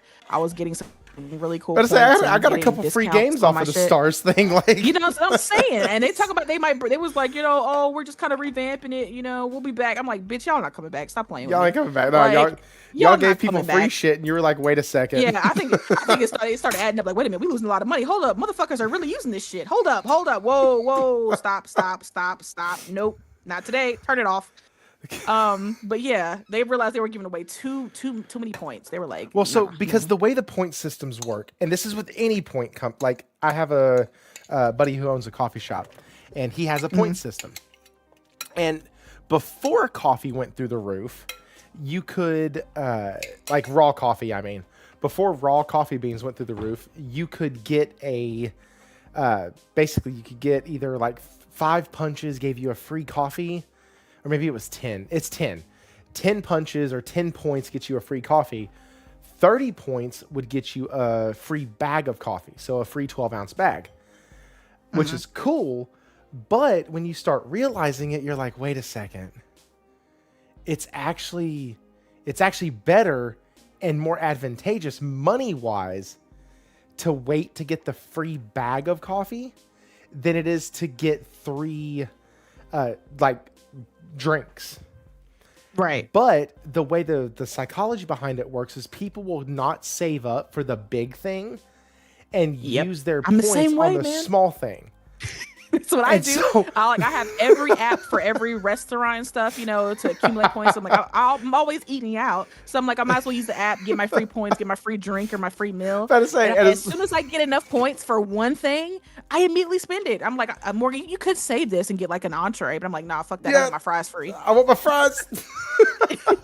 But like, I have no patience whatsoever. So what that backfires though, when you put it in front of gamers and say, hey, gamer, if you save up 5,000 points, you can get this $15 game, $20 game for free. Like, wait a minute. What? Challenge accepted. I'm going to hold out and save up and get a free game.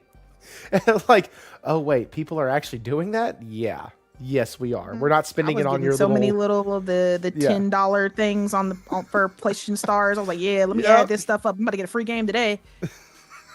Especially with all the indies I play that are like, $30 and under. I was like, oh, absolutely. Oh yeah, absolutely. Yeah, like it was so good. It really was a warm and fuzzy for the gamer. It really was. Yeah. Like, and so that was I just want people to adopt this. I want this to be the deal going forward now. Same. Could they be doing the rope-a-dope where it's like, hey guys, we're gonna lower the cost and then we're gonna raise the cost of physical just to like really hammer home our point about how much it cost. It's Nintendo. So I could see that like as their evil scheme, as their like Mr. Burns sitting in his chair. Mr. Smithers, we're gonna get him. We're gonna get the little gamer in their chairs. We're gonna do it. Like that's what it. Excellent. That's how I picture Nintendo execs. Like that's exactly what I picture when I think of them. Like they're not doing this, like you said, out of the goodness of their heart. This is a business decision. Now, interestingly enough, you brought up a really cool point, and I'm going to bring up something that doesn't really pertain to gaming, but it pertains to the mindset that you mentioned. So, remember when digital started creeping into music, and you could buy digital full albums? Oh yeah, I was on iTunes like a professional back in the day with my little iPod. Okay, buy albums, yeah. You could go, and I was a rap fan, right? So like, I could go get Paper Trail when T.I. released it for like $20. You real? Okay, I see you. Okay, like I can go get that thing for $20 from Best Buy or from Hastings or something like that. You could get it digitally on the iTunes store for like $13, $14. Yeah. And so like, why wouldn't you just buy it digitally? Now you always have it with you wherever you go. You could always access. And so like there is, and yeah, Josh said you still can. Yeah, like that's a fact. Like I still buy music digitally cheaper than you can get it physical. And so, like, there is something to be said about that, but movies didn't follow that pattern. Movies are actually more expensive digitally a lot of times because there's no sales on them than they are physically. That's something that I noticed as well. Like, Disney movies digitally are always like $30-$40. Yeah, and don't let it be like a 4K Blu-ray disc, Oh, Jesus. with all the trimmings, and then that's gonna be $50. I'm like, Yeah. this, oh my god, like, oh yeah, you want to see all the uncut, behind the scenes in 4K Blu-ray, and it jumps out in your face on your like it's an IMAX, and I'm like, oh my god, like, with the cool steel book that's got the holograph on it, all that shit, $50, please. Yep, and a lot of times, the base versions. It's really weird when it comes to movies because the base versions of the movies will be more expensive digitally than they are physically.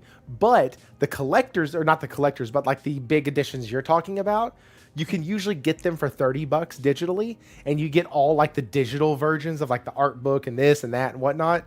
Yeah. But the physicals usually are about like $10 more expensive. It's real. It's pretty interesting when you start actually kind of teasing out the other media forms and kind of what their patterns have been, because you see each one kind of doing the same thing that the other one's trying to do, right? They're trying to get everybody to go digital. They're trying to make it to where you don't own your games and you like it. Like, that quote rings in my head whenever I hear stuff like this. I'm like, ugh, you're not going to own your games and you're going to like it. And damn it, I don't own any of my games and I don't really gripe about it enough. Like, but no, I hope that people adopt this. I think it's going to be good for now. Shit. All I know is I got to play, and it doesn't even pertain to this, but this isn't the first pricing thing that I've looked at with Nintendo in the past couple weeks and gone, that's actually not anti-consumer. Way to go, guys. And the first one was the Pokemon games that came out, Fire Red and Leaf Green. $19.99. Oh, yeah. That was a big one. That's awesome. Like, they could have easily done $40. Oh, yeah. And they've done it in the past where they brought back games. They've definitely done it. With that, with the Mario Odyssey trilogy, when they were like, these are, guys, it's a limited edition. It's we're only gonna sell a certain amount of copies before it goes out of sale. Remember that shit? And they had everybody going and buying it and trying to get it before it came out, and then it came out that, oh wait, we're gonna bring it back. So don't worry, guys. We have plenty. Actually, we have plenty of physical copies for you. All that shit. So yeah, to see this is a stark difference from that version of Nintendo. To see them bring back Pokemon and it be so cheap, I was honestly surprised. I thought that was somebody just kind of guessing. I didn't think that was official. I thought it was like somebody saying, "Wouldn't it be great if those games were only like $20?" I was like, "Yeah, that wouldn't it?" That's why I bought it. I was like, $20? Yeah, I'm in there. That's fine. I could do that. Yep. That's a good, for a game that I'm only going to play maybe an hour or two a month. Like, I'm not going to sit and mainline the Switch. I hate playing on the Switch. But like, yeah. And we got a trip to Florida coming up where we're driving. So like, oh yeah. I'm going to give the kid a Benadryl, make him knock out, and then take his Switch from him so I can play Pokemon. Yo. I'm just kidding. We don't do Benadryl. We do whiskey. No, I'm kidding. Again. Joke. just a little bit under the lip, just a little bit. Give him a little tingling. Listen, we got so close when our oldest was teething. He was our first child. We knew nothing. Oh, yeah. I'll do that. On my gum. Yeah. We were so close. Like, to just F it. Here, take it. Shot for dad. Drip for son. Shot for dad. We'll do it together. Drip for son. We'll see who passes out first. Let's go.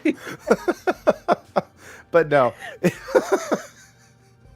But see, that's the thing though, with when you're talking about Pokemon Fire Red, see that's another reason I think that they're trying to move people away from physical, because those were amazing prices, but remember, they didn't even release a physical version for either of those, and that was the controversy. People were pissed off. Where's the physical for this? They're like, nope, it's digitally only.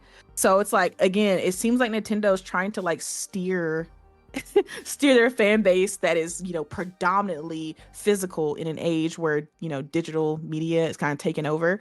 They're trying to like move people like, oh, I get you love your cartridges and your physical, and you like you do your little collectors and stuff like that, but could you come over here to our store? Yeah, yeah, yeah. You want Pokemon? You want to live in that nostalgia? You got to buy it in our storefront, digitally only. Sorry. Like it's just, I don't know. It just seems like they're kind of trying to get their fans to kind of come over to their side of things. It's interesting. The problem is the one thing that can get, honestly, the one thing that deters me a lot of times from buying a digital like special edition of a game is because they always try to include a digital art book like that means some shit. And I'm like, Yeah, yeah, yeah. I think I've looked at an digital art book. Like, I'll look at it once when I buy the game, like, oh, that's cool, and then I never look at it again, like ever. do you know how many times I looked at my art book for Final Fantasy 12 and just flipped through it to see the art and like Yeah, the just to physical books. look Yeah, oh yeah, absolutely, yeah. absolutely. Oh, so good. You could look at it and like hell, even Diablo gave you the first walkthrough for the first mission, like Diablo 1 did. It gave you like a full walkthrough of like the first like couple levels of the labyrinth, and it's like, hey, yeah, you're gonna see this, you're gonna look at this, and like here's how you do that. Like it was all so good. And so when you're like, hey, you get a digital version of that, like I want to hold it. Like if Yeah. you're gonna, like I would even be cool if they're like, hey, listen, if you digitally pre-order this, we will give you the ability to submit your information online, and we will mail you the little art book. Yeah. I would be down. I'd be like, dude, let's do it. Give it to me now. I kind of wish that games would kind of adopt that thing that a lot of movies do, like where if you buy the physical copy of some movies, you get like a digital code too. So it's like, okay, now you have this That's physical movie, but you genius, also have a yes. digital code.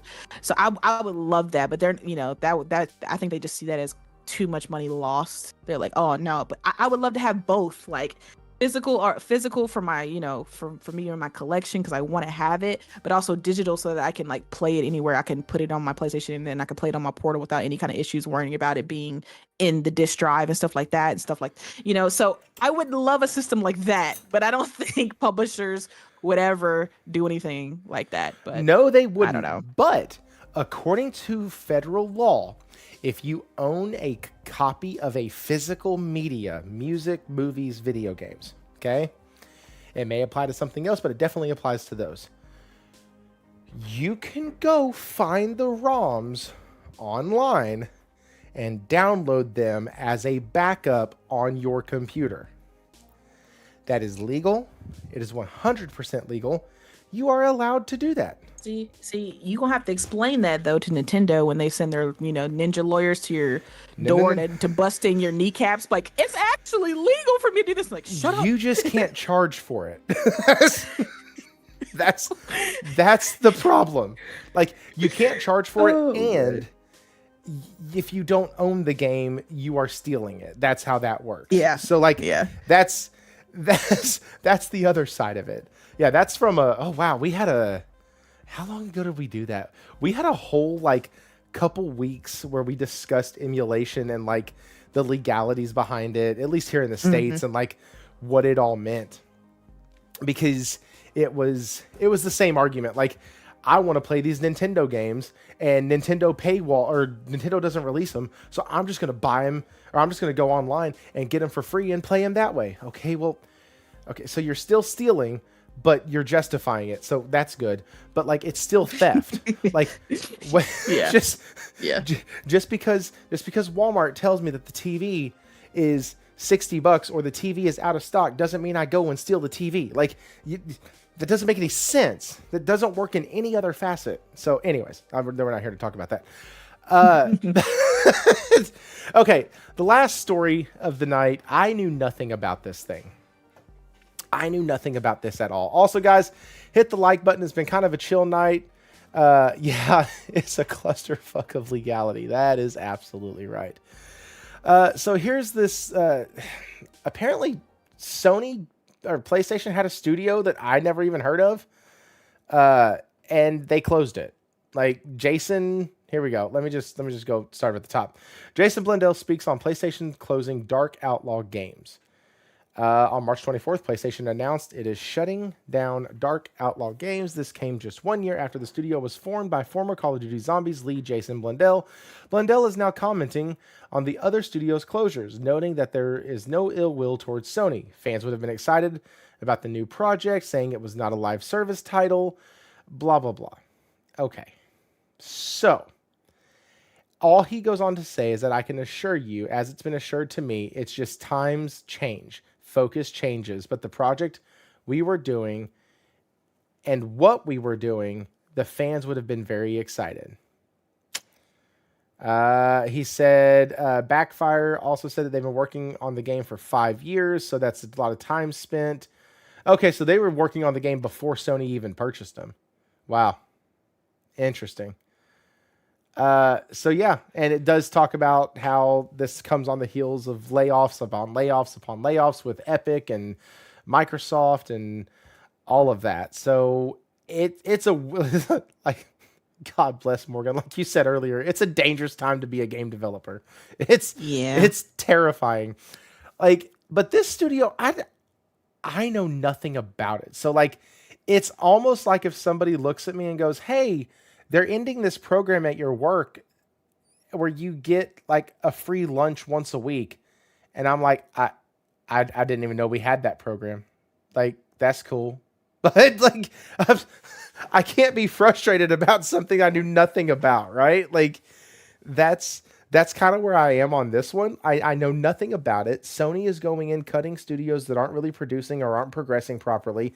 They're getting rid of it. They're being very, what appears to be bullish on a couple of the other studios where it comes to, hey, we kind of want y'all to do this thing, and the stuff you're bringing us doesn't quite align with what we are wanting y'all to like. It feels like Sony is getting a little bit more hands-on than they have been over the past several years, which, fuck it, that's probably a good thing. And so we have studios that are shutting down. We have studios that are getting closed. But even this one, like, Jason Blundell is just like, yeah, shit, stuff happens. Like, so if there's no ill will, there's no nothing, there's no story, it's just, hey, the game is gone. Now, Hero asked this earlier, and I bet he doesn't, he's probably going to be surprised that I remember him asking this, but he said, why would they cancel a non-live service studio? Like, why would they shut down a non-live service studio? I could understand it. And basically coming from the point of like, he can understand it if it was a live service, they're switching, changing focus, all that stuff, it makes total sense. But if the reasons are changing focus and their focus was a single player game, then okay, that sounds like not the reason they got let go. It sounds like that's what he was told, and he bought it, and the suit said, "Great, you believe that, we're leaving." And like that's kind of how it sounds to me. Morgan, do you have any, like, I mean, Dark Outlaw Games sounds like an indie developer anyways, so this is probably like your thing. But do you have anything on this as far as like what they were working on? Do you know anything about this studio? No, I assumed they were working on a live service game since it was run by the former Call of Duty director. I thought they were making a live service game. I mean, I don't know, but I assumed that's what they were doing. Since you give the studio to be, basically led by an OG COD, director, I think that would be a live service game, but I could be wrong. I have literally no idea what they were working on, but I know like he led like Call of Duty 3 and Black Ops 3 and like Black Ops 4, so maybe again I think that it was going to be a live service game. And I think even with this announcement, I was just like, oh my God, Sony, another one. Like, I agree with you. I was like, are they just making up studios at this point? Because are they making up studios just to shut them down? Because I literally had never heard of this studio before. It's just like, who are these people, Sony? I swear, you keep announcing a cancellation of a studio every other month. And I'm like, who are these people? Like, when did you put these people on. I had no idea other than today that this was a studio and that, okay, Sony's shutting them down. But I think this is just, we see the announcement today. I think it was either today or yesterday that they're cutting back on their mobile gaming division too. And then I saw, right. The random announcement today that they're also canceling their partnership with Honda to develop that was it a Fila electric car that they were marketing back in like 2024 or whatever. That's correct. So it just seems like this is all in an effort for Sony to kind of, that strategic adjustment to kind of get back to what they were doing, right? We got this rumor with Jason Schreier that they're moving away from PC as far as their first party single player tentpole titles go, right? They're scaling back from there. They're moving away from mobile. They're moving away from live service. It just seems like there's a course correction going on within PlayStation right now, that they've tried these things out. Names. Exactly. They're changing their names. They're changing their names. It just seems like there's some massive course correction going on. Like they've tried out mobile, they've tried out PC, they've tried out live service, and they're realizing that this shit ain't what it cracked. It's not what it's cracked up to be. We thought because we're Sony or PlayStation and we've made amazing games that those would translate onto other platforms and it would translate into other genres like live service. But we're realizing we don't have the expertise in that. We don't have the know-how to kind of, break into the PC market. And we have to course correct because, again, people keep asking why PlayStation, and I'm not trying to bring up, Microsoft to shit on them or anything, but people ask why, PlayStation and Xbox, don't move the same. And I'm like, because they're not the same. Sony is PlayStation. PlayStation is Sony. If PlayStation fails, Sony is done. Okay, I need people to understand that. If PlayStation just collapses, Sony as an entity, as a company, is done because PlayStation is their biggest moneymaker. Yes. With Xbox, correct. It's not the same. All right. Xbox is like a rounding error to Microsoft. Like, yes, with the Activision acquisition, they're way more important because that was a huge multi-billion-dollar acquisition. But as far as like the console goes, they could get rid of that console and just become a publisher and they'd be perfectly fine, right? They don't care about like that. Like they're trying to bring it back and everything like that. But I'm saying, like, if the hardware was to die, Xbox as a publisher would still be fine. PlayStation is not built like that. Okay, they don't have this $1 trillion company backing them, and Sony relies heavily on how well PlayStation succeeds or fails. PlayStation fails, Sony fails. So PlayStation has to move quickly. When they make adjustments and those adjustments don't work out, they have to course correct immediately. Correct. Right. Yeah. And I think, and that is why, people, they're moving away from PC. They tried it out, right? They looked at it. They put their games out there. They've done it for what? At this point, 4-5 years having games on PC, and they're like, okay, well, we tried it. These numbers, they're cool. There's 2 billion that we've gotten from PC. That's great, right? And 2 billion is nothing to scoff at. But at the end of the day, they were making 125 billion at the same time just on PlayStation. So when you put the 125 billion beside the measly 2 billion, PlayStation's like, why are we doing this, right? And it's not helping us. We're spending a lot of money to port. We're buying, studios like Nexus to port for us, and we're having to work with Steam. We're losing a cut of sales because we put it on PC. We're not getting the full 100%.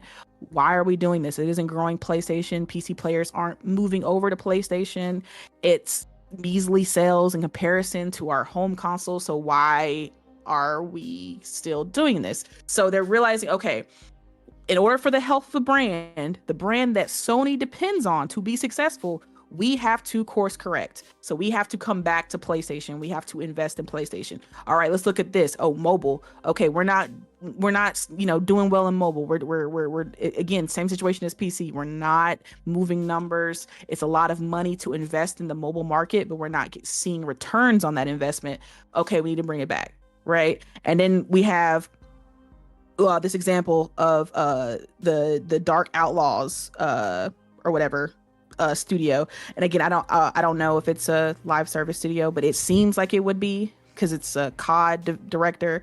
Right. And it's once again course correction. They're seeing, okay, live service, especially after the fallout with Concord, right? That supposedly $400 million loss, right? They didn't even, it was 2 weeks old and they killed it, right? They pulled the plug immediately.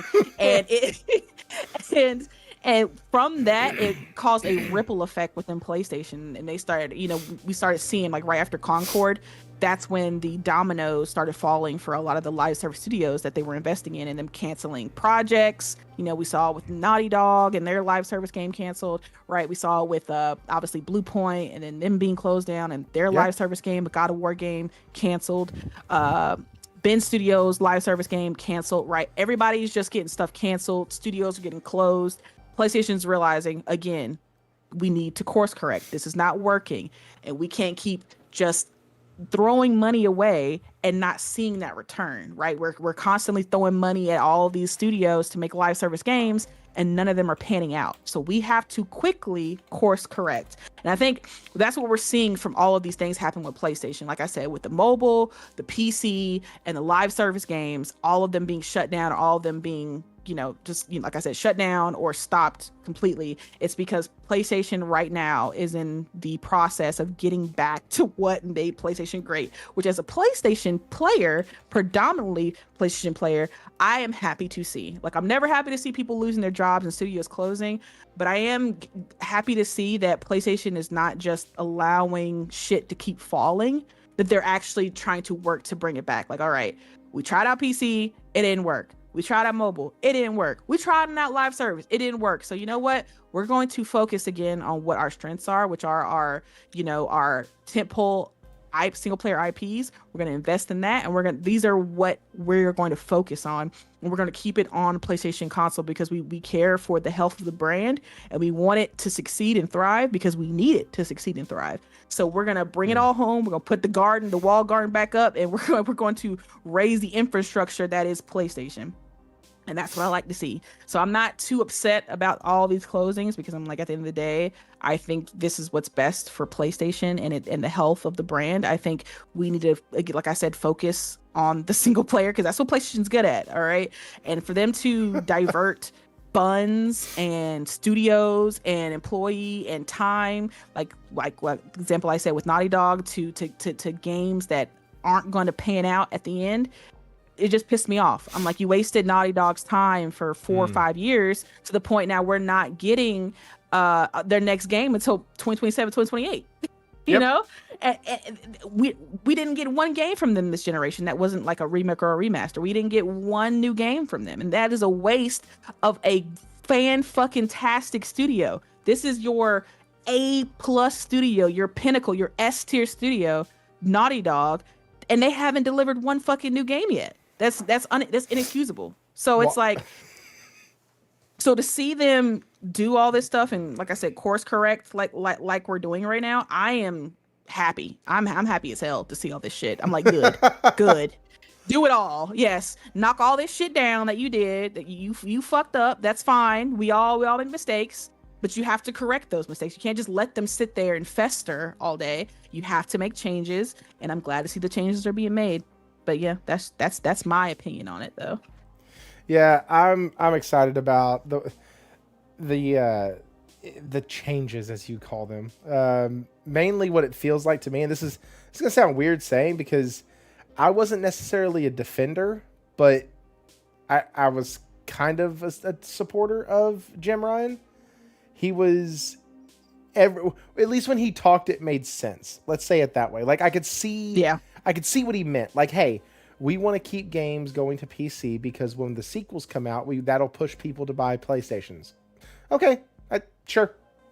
Fuck it, that makes sense. Okay, all right, fine. It's like, hey, we want live service games. You know what? I get it. You're trying to chase the bag. Okay, but it's not going to be everything. Thank God. Come to find out, it was everything and everybody, and that sucked. But, like, it almost feels like just undoing everything that Ryan did. That's really what it feels like. Yeah. I mean, yeah. At least it seems like that's kind of the trend right now. That's We see Asha kind of erasing everything. oh my gosh. Seems like a trend right now. She's like, we're gonna bring this shit back. I want to This is an lower Xbox prices on Game done. Pass. It's I want to dead. like, Lord help. Yeah. Yeah. She started seeing folks talking about how Xbox was dead, and she was like, just hide and watch, motherfuckers, hide and watch. We'll just, well, she's like, I may not know a damn thing about games, but I know how to get this thing back around. And hey, listen, you know what? It'd be the strangest thing in the world if in a year and a half, 2 years, we're sitting here talking and going, I can't believe Xbox made a freaking comeback. Can you believe that? They are right on the heels. It is 60 million for the PS6. Honestly, it is. I would be so happy to see that. Like, because a healthy Xbox is a healthy PlayStation. We need Xbox to be healthy because that's when the competition is ramped up, right? When people are buying your competitors' consoles, you have to actually compete. PlayStation actually has to put foot to ass and start making those games that we loved and that was just, you know, that genre and generation defying games, because they're forced to, because their competition is taken away from them. So when your competition starts kicking your ass, you have to fight back or you die. That's just the way capitalist society works. So I want a healthy Xbox. I want a thriving Xbox, because a thriving Xbox will mean we will get a fucking phenomenal PlayStation, because they would have no choice but to fight for our money. And that's what you want. You want publishers, you want hardware manufacturers to fight for your dollar. Like, no, don't go over there, don't spend your money on that hardware or on that game, because we got a better game over here. No, yeah, that's what you want. And I was like, I want fucking Xbox to come out and start kicking some ass, please. Absolutely. do it, man. I need y'all to come out swinging. But the other thing is right now it's to the point now where I think the Band-Aid is off, though. And, like, you can't put the, what is it? You can't put the toothpaste back in the bottle. That's it. Yeah. Your toothpaste comes in a bottle? Mine comes in a tube. Shut up, Turkey. Shut up. Hey, you know what? Man. That's the nail that broke the camel's back. It's fine. It's fine. Fucking hate you. It's fine. It's the nail that broke the camel's back. We're here. It's okay. Shit, what were we talking about? Who cares? You can't put the toothpaste back in the bottle. That's it. So with exclusives, like, they don't have those anymore. And so what? Yeah. Like, I just got Gears of War Reloaded for $19.99 last night on my PlayStation. The next Gears of War, and I told Josh when I bought it, I was like, I probably just should have waited for it to come into the subservice, because you know once E-Day gets a full-on blown release date, oh yeah, that shit's gonna be in the subservice to get folks hyped about it. Like, Reloaded will go subservice to get people hyped about E-Day. I just have a weird feeling about that. And so, like, I definitely see that. It just makes sense. Halo Combat Evolved, when the new Halo from Halo Studios, not to be confused with 343, they're totally different. Totally different. I have a new name. I'm a different person. I put a wig on. I'm different now. There is so much socially non-gaming related that I could say on that little sentence you just said, and I'm not gonna. I'm gonna keep it moving. But when the new Halo comes out, God, I can see Combat Evolved going into Plus. Like, I don't think they can put the toothpaste back in the tube with that. They saw the money, they touched the sun, and now they're there. Like, like, they were number one on PlayStation for like 2 months. Like, and if you don't think Fable's gonna sell on PlayStation, that's like a PlayStation game right there. It's not. You don't? What? No. I absolutely think it is. Think it is, man. That's not if it looks like ass. Not if it looks the way it does now. Come on. Or what? Halfway. You think it looks like ass? I think it looks like damn. shit. Oh shit. I cannot stand it. It looks so bad. Damn. The facial features of everybody looked weird. Like, the facial features were kind of weird. It's like, I get you with that. Those are the things I have to stare at the whole fucking game. Like, what? Yeah. They were a little stiff. Yeah. If Yeah. somebody wants to sit Yeah. and point out a texture on the side of a mountain that looks like it's pixelated, I don't give a shit. Fine, whatever. But like faces, bodies, characters, weapons, armor, like that shit needs to be good. NPCs need to be good. That's what always cracked me about Starfield. Folks were like, well, I mean, it's just the NPCs that look bad. Who the fuck do you stare at most of the game? It's all right. We'll just put DLSS 5 on it. Yeah. Might be the only game it helps. Everybody just slap a little DLSS 5, man. It'll be fine. It'll be fine. It might be the only game Sprinkle that a little actually bit on there. helps. Oh shit. Oh man. But see, Forza 6 is gonna sell like hotcakes on PlayStation though. See, shit's gonna- Hero, I'm not saying it won't sell. So that's the other thing. When we talk about sales, we have to determine what would be good for a Fable title. I don't know enough about Fable to know that answer. So if y'all are like sitting here going, hey, 1 million in the first month would be good for Fable, then yeah, I could see that. If y'all are talking like 5 million, 10 million, 8 million in the first month, hell no, I can't see that. Oh no, in the first month? No. Like that's what I can see mean. that Like doing over a lifetime though. it all depends on what the scale or what the grade is for. You know what I mean? Like Yeah. do we like when Wolverine comes out, I expect 5 million in like the first couple weeks. Like, Yeah. That's kind of where I expect that game to hit. It's Insomniac, which has been the most consistent fucking studio period for PlayStation this generation. And you have Wolverine, who's one of the most beloved characters in Marvel. And so you got both It's like of them. I think Fable, as far as like the entire franchise, I think it's around like 20 million. I think their best selling one was Fable 2, and that sold like 5 million. And then like Fable 3 had a drop off with like or something like that. So it's like for this Fable to be successful, I think they probably would love to see like 6 million for this game. Be like, oh man, this is the best Fable to ever exist. This is the best Fable to ever Fable. To ever Fable. Oh shit. Like, but I think what they really need right now, and I think what really seal a deal for a lot of gamers would be like an actual, like I know we had a semi deep dive for the Xbox Direct, but we really didn't get into like the actual meat of the game, like to actually show what the gameplay mechanics are going to play like and what like town life is going to be like. Some example of like, you know, doing a mission, kind of like a state of play kind of deep dive, right? And I think when we see if they actually give us that and we see that, I think it'll put the game on a lot of people's radar. Like I think if they fine tune it, because I know some people were finicky about like the male character's walk to call it a little sassy, like, you know, he had a little hip swaying and stuff, and you know they were saying like the gameplay looked kind of stiff. So I think if they actually showed us like a deep dive, like a state of play style deep dive of Fable, and kind of walk us through maybe like one mission or like a side mission or something, and kind of show us the gameplay mechanics and how everything is going to work and how the town, you know, mechanics work. Because I plan on being a terrible landlord who raises rent to impossible prices and makes everybody homeless. Like I plan on being that, and I plan on being a absentee mother. Fucking shit. I want to have like 8 children for which I don't see at all. Like why? You know, yeah, I don't know. I just want to be a shitty parent. I want to be a shitty parent who is a terrible person in one town, but then the other town, everybody loves me, and I'm like a completely different person. I don't know. I just for some reason, I just really want to be shitty. Like, I just want to do it. Like this is just let me live out my fantasy, Thrifty. God. But yeah, if they show out the mechanics in the game, I think a lot of people will be surprised. The one thing I'm really worried about with Fable is like the story.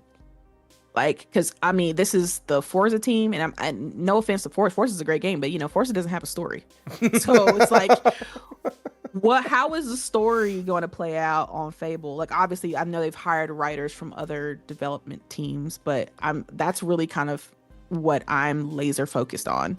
Because if you got a great Fable story with that British humor, you know, sewn into it, you got me. Like, I'm ready day one. So that's what I'm really laser focused on when it comes to Fable. But sorry, I didn't mean to go on a Fable tangent, but yeah. No, hey, you're good. You're about the only person I've heard talk good about Fable. So that's Oh, That's damn. pretty cool. Like, not like old Fable. I'm saying new Morgan, Fable. Josh. Yeah. Yeah. Absolutely. Absolutely. In Fable, you can lay over 1,000 NPCs. What does? Who gives a Okay, y'all have fun with it. That sounds great. That's just. Listen, I am so far beyond. Like, if a game just isn't for me, I'm just like, yeah, it's not for me. Y'all have fun. Thrifty, I think you'll I look, I think you will end up loving this game. Like if it checks off the boxes that I hope that it does, if it is the game that I think it'll be, then you will absolutely love it. But again, this is it's all going to depend on, you know, the Forza team and how good this game is at the end of the day. So I'm hoping for the best because I loved Fable growing up. I played it all the time on 360, so I'm wishing for the best because, you know, RIP Lionhead. He goes, "Can I have a different side chick in every city?" Josh said, "Yes, I know, you right? can." Hell yes. He goes, "Wowzers." That's what I'm saying, man. I'm gonna be out here just out here in the streets. That's not so caring. great. No, it's just so the part of the problem is too is that the Fable games never really excited me. Like, even back in the day when they were like, "Oh no, it's like it's Xbox's RPG, blah blah blah blah blah," and I'm like, okay, like, and yeah, I mean yeah. I mean, Fable back in the day is very different from what the Fable that we're sure. seeing now. You know, we had the cartoony-esque, you know, yep. Art style, and it was like really corny and dorky, and you know, it was just nonsensical. So I get it why you didn't like it originally. I can understand that. Hopefully this one will speak to you more because, you know, it's obviously a more matured looking Fable. Maybe. I just bought my first Xbox Studios game, so you know. That's right with Gears. That's the thing. That's the weird thing. But technically, I bought it from Microsoft Corporation. I did not buy it from Xbox. Microsoft Corporation. Anybody wants to go check that out, you can go check it out on your PlayStation. It's not sold by Xbox Studios. It's sold by Microsoft Corporation. Go have fun with that one. Oh, man. That's listen. Yes, I will be buying South the Midnight from Microsoft Corporation at the end of the month. So I'll tell you, I told Josh, I was like, it's no fucking wonder their whole fan base is confused as shit. Like, it's no wonder. They can't even say who's selling the game properly. Like, if you're trying to build the Xbox brand, slap that shit everywhere. This is Xbox Game Studios. Hey, this is made by such and such studio, a division of Xbox Games. Blah, blah. Like, put the freaking name. You have a chance to put your name on a competitor's platform, and you're not taking it. Like, it's just now, unless Sony came in and said, "Hey, we won't let you do that," and in which case, I get that. Well, Thrifty, you are in the Sony bubble. I don't know what that means. Like, made by British people. So you're a pony, man. Apparently. Ragey, that's crazy. In Fable 1, you can... Oh, in Fable 1, you can off the brother of your childhood friend who is the boyfriend of a villainess, marry the villainess, and then off your childhood friend who came for revenge. Absolutely psycho simulator. See, so I'm what's saying, the I'm living out my psycho fantasy, man. So what's the story? I mean, they said as far as this current Fable, they said that the story is that we got in the little Fable deep dive or whatever, that we are a hero we were raised by our grandmother, and some evil villain came into town and turned our grandmother into stone. And so we are off to the magical city that basically teaches people to use magic or something like that. And you know, I guess we're training up to get revenge for our grandmother. So that's part of they said that's just part of the story that they're revealing right now. They're going to give us more later, but that's kind of the initial synopsis of the story. See, it sounds like one of those open world sandbox type bullshit games that I don't like. I don't think it'll be a sandbox. Like I don't think it'll what be a you're sandbox. describing right now is everything we said or everything you said and I didn't like about Crimson Desert. Like I don't See, but to be understand. fair, I didn't even know what the fuck the synopsis was for Crimson Desert as far as the story. I was That's just true. like, what the hell is going on here? I play as Okay. Cliff and I can RKO people. Let's go. Yeah, that's it. That's literally all I knew. All right, let's sign me up. Let's go. Like, That's jeez. No, well, yeah. That's just I was gonna keep going, but then I looked at the time and it's 11:32, which means it's like 12:32 for you. So it is. It won't be a sandbox, but it will have systems for no reason. Hey, listen, I played Lost Soul Aside. I can get down with systems for no reason. That's fine. It's totally fine. That game had a whole fucking game for no reason. It was great. It was. God, that game sucked so bad. I really wish I could have played the first version of the game that they had. Like, I really do. Because the first version that had all the cool, like, flying mechanics and, like, the running and jumping on your little board that you get to jump on. And that's all, like, just like a FMV almost in the game where you're jumping from one section to another. You could actually do that in the original build of the game, but they had to scrap it and they tried to save as much as they could. But I just wish that all the bullshit that would have happened with that game wouldn't have happened. I really, because I still believe that there was a good game in there somewhere. It just didn't get a chance to shine because it had like 2 different iterations that had been bastardized and Frankenstein together, and it didn't work. You were playing 2 separate games at once, and it just didn't work. Anyways, games that do work right now, y'all need to go and pay attention to the PlayStation Store. Be careful when you're purchasing on there, especially if you're overseas. Dynamic pricing is in effect. So, good example. If this is what somebody showed today, there was a game that was like $70 discounted down to $43. Okay, but that was on the actual PlayStation website.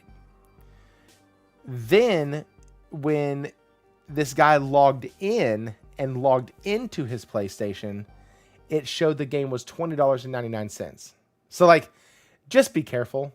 They're doing dynamic pricing. They're testing it out. And some of it is pretty steep. Always check it against physical if you can. Not that I'm a big, huge physical first gamer, but like, if we're here for the deals, check physical. Sometimes GameStop will throw something on sale. Sometimes you'll find it on clearance from a weird website that you have to wait like 3 weeks to get it, but it'll be like $8 instead of 40. So do that.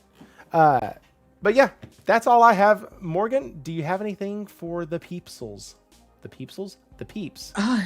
No, just play more indies. That's all I have to say. Do it. Do it. Play Do it more now. indies. I need to have you on for like a special 1-hour episode where we just talk about like what an indie actually is, and Oh yes. can Yes, we please. even consider games like Expedition 33 and Cyberpunk indies because of the level of quality that they were? Is there a stigma about indies where, like for me in my mind, indies don't go above E's like 8 in graphic quality? Like if you're above an E's 8, I'm going to start questioning whether you're an actual indie or not. Like it just, for some reason in my brain, it has that. Anyways, nope, no rabbit hole in 8. I'm going to go to bed now. Yeah. And by that, I mean, I'm going to go play a mission in Metal Eden, and then I'm going to go to sleep. So y'all have a good night. Thank y'all so much. Follow Morgan since she didn't plug herself. There is links in the description. You can follow her on X at The Chill Bandit, and you can go over to the Autoplayer podcast. Go over, give them a sub, guys, if you're not already subbed to them. If you're watching this afterwards, I know funny enough, have quite a few people who watch this afterwards. I know because y'all comment, and I appreciate that. But go over there and give them a listen. It's really great. They're guests of the show all the time, so if you like the shows they're on, you're going to like their show. Also, there's a character on there named Omar. I swear to God, he's a real person. I swear. I swear. We love our Omar. He's a great dude. But go over there just for that. You will feel so much better. Just go watch them. Anyways, with that being said, guys, game as much as your schedule allows. And y'all have a good night, and we'll catch you on the next one.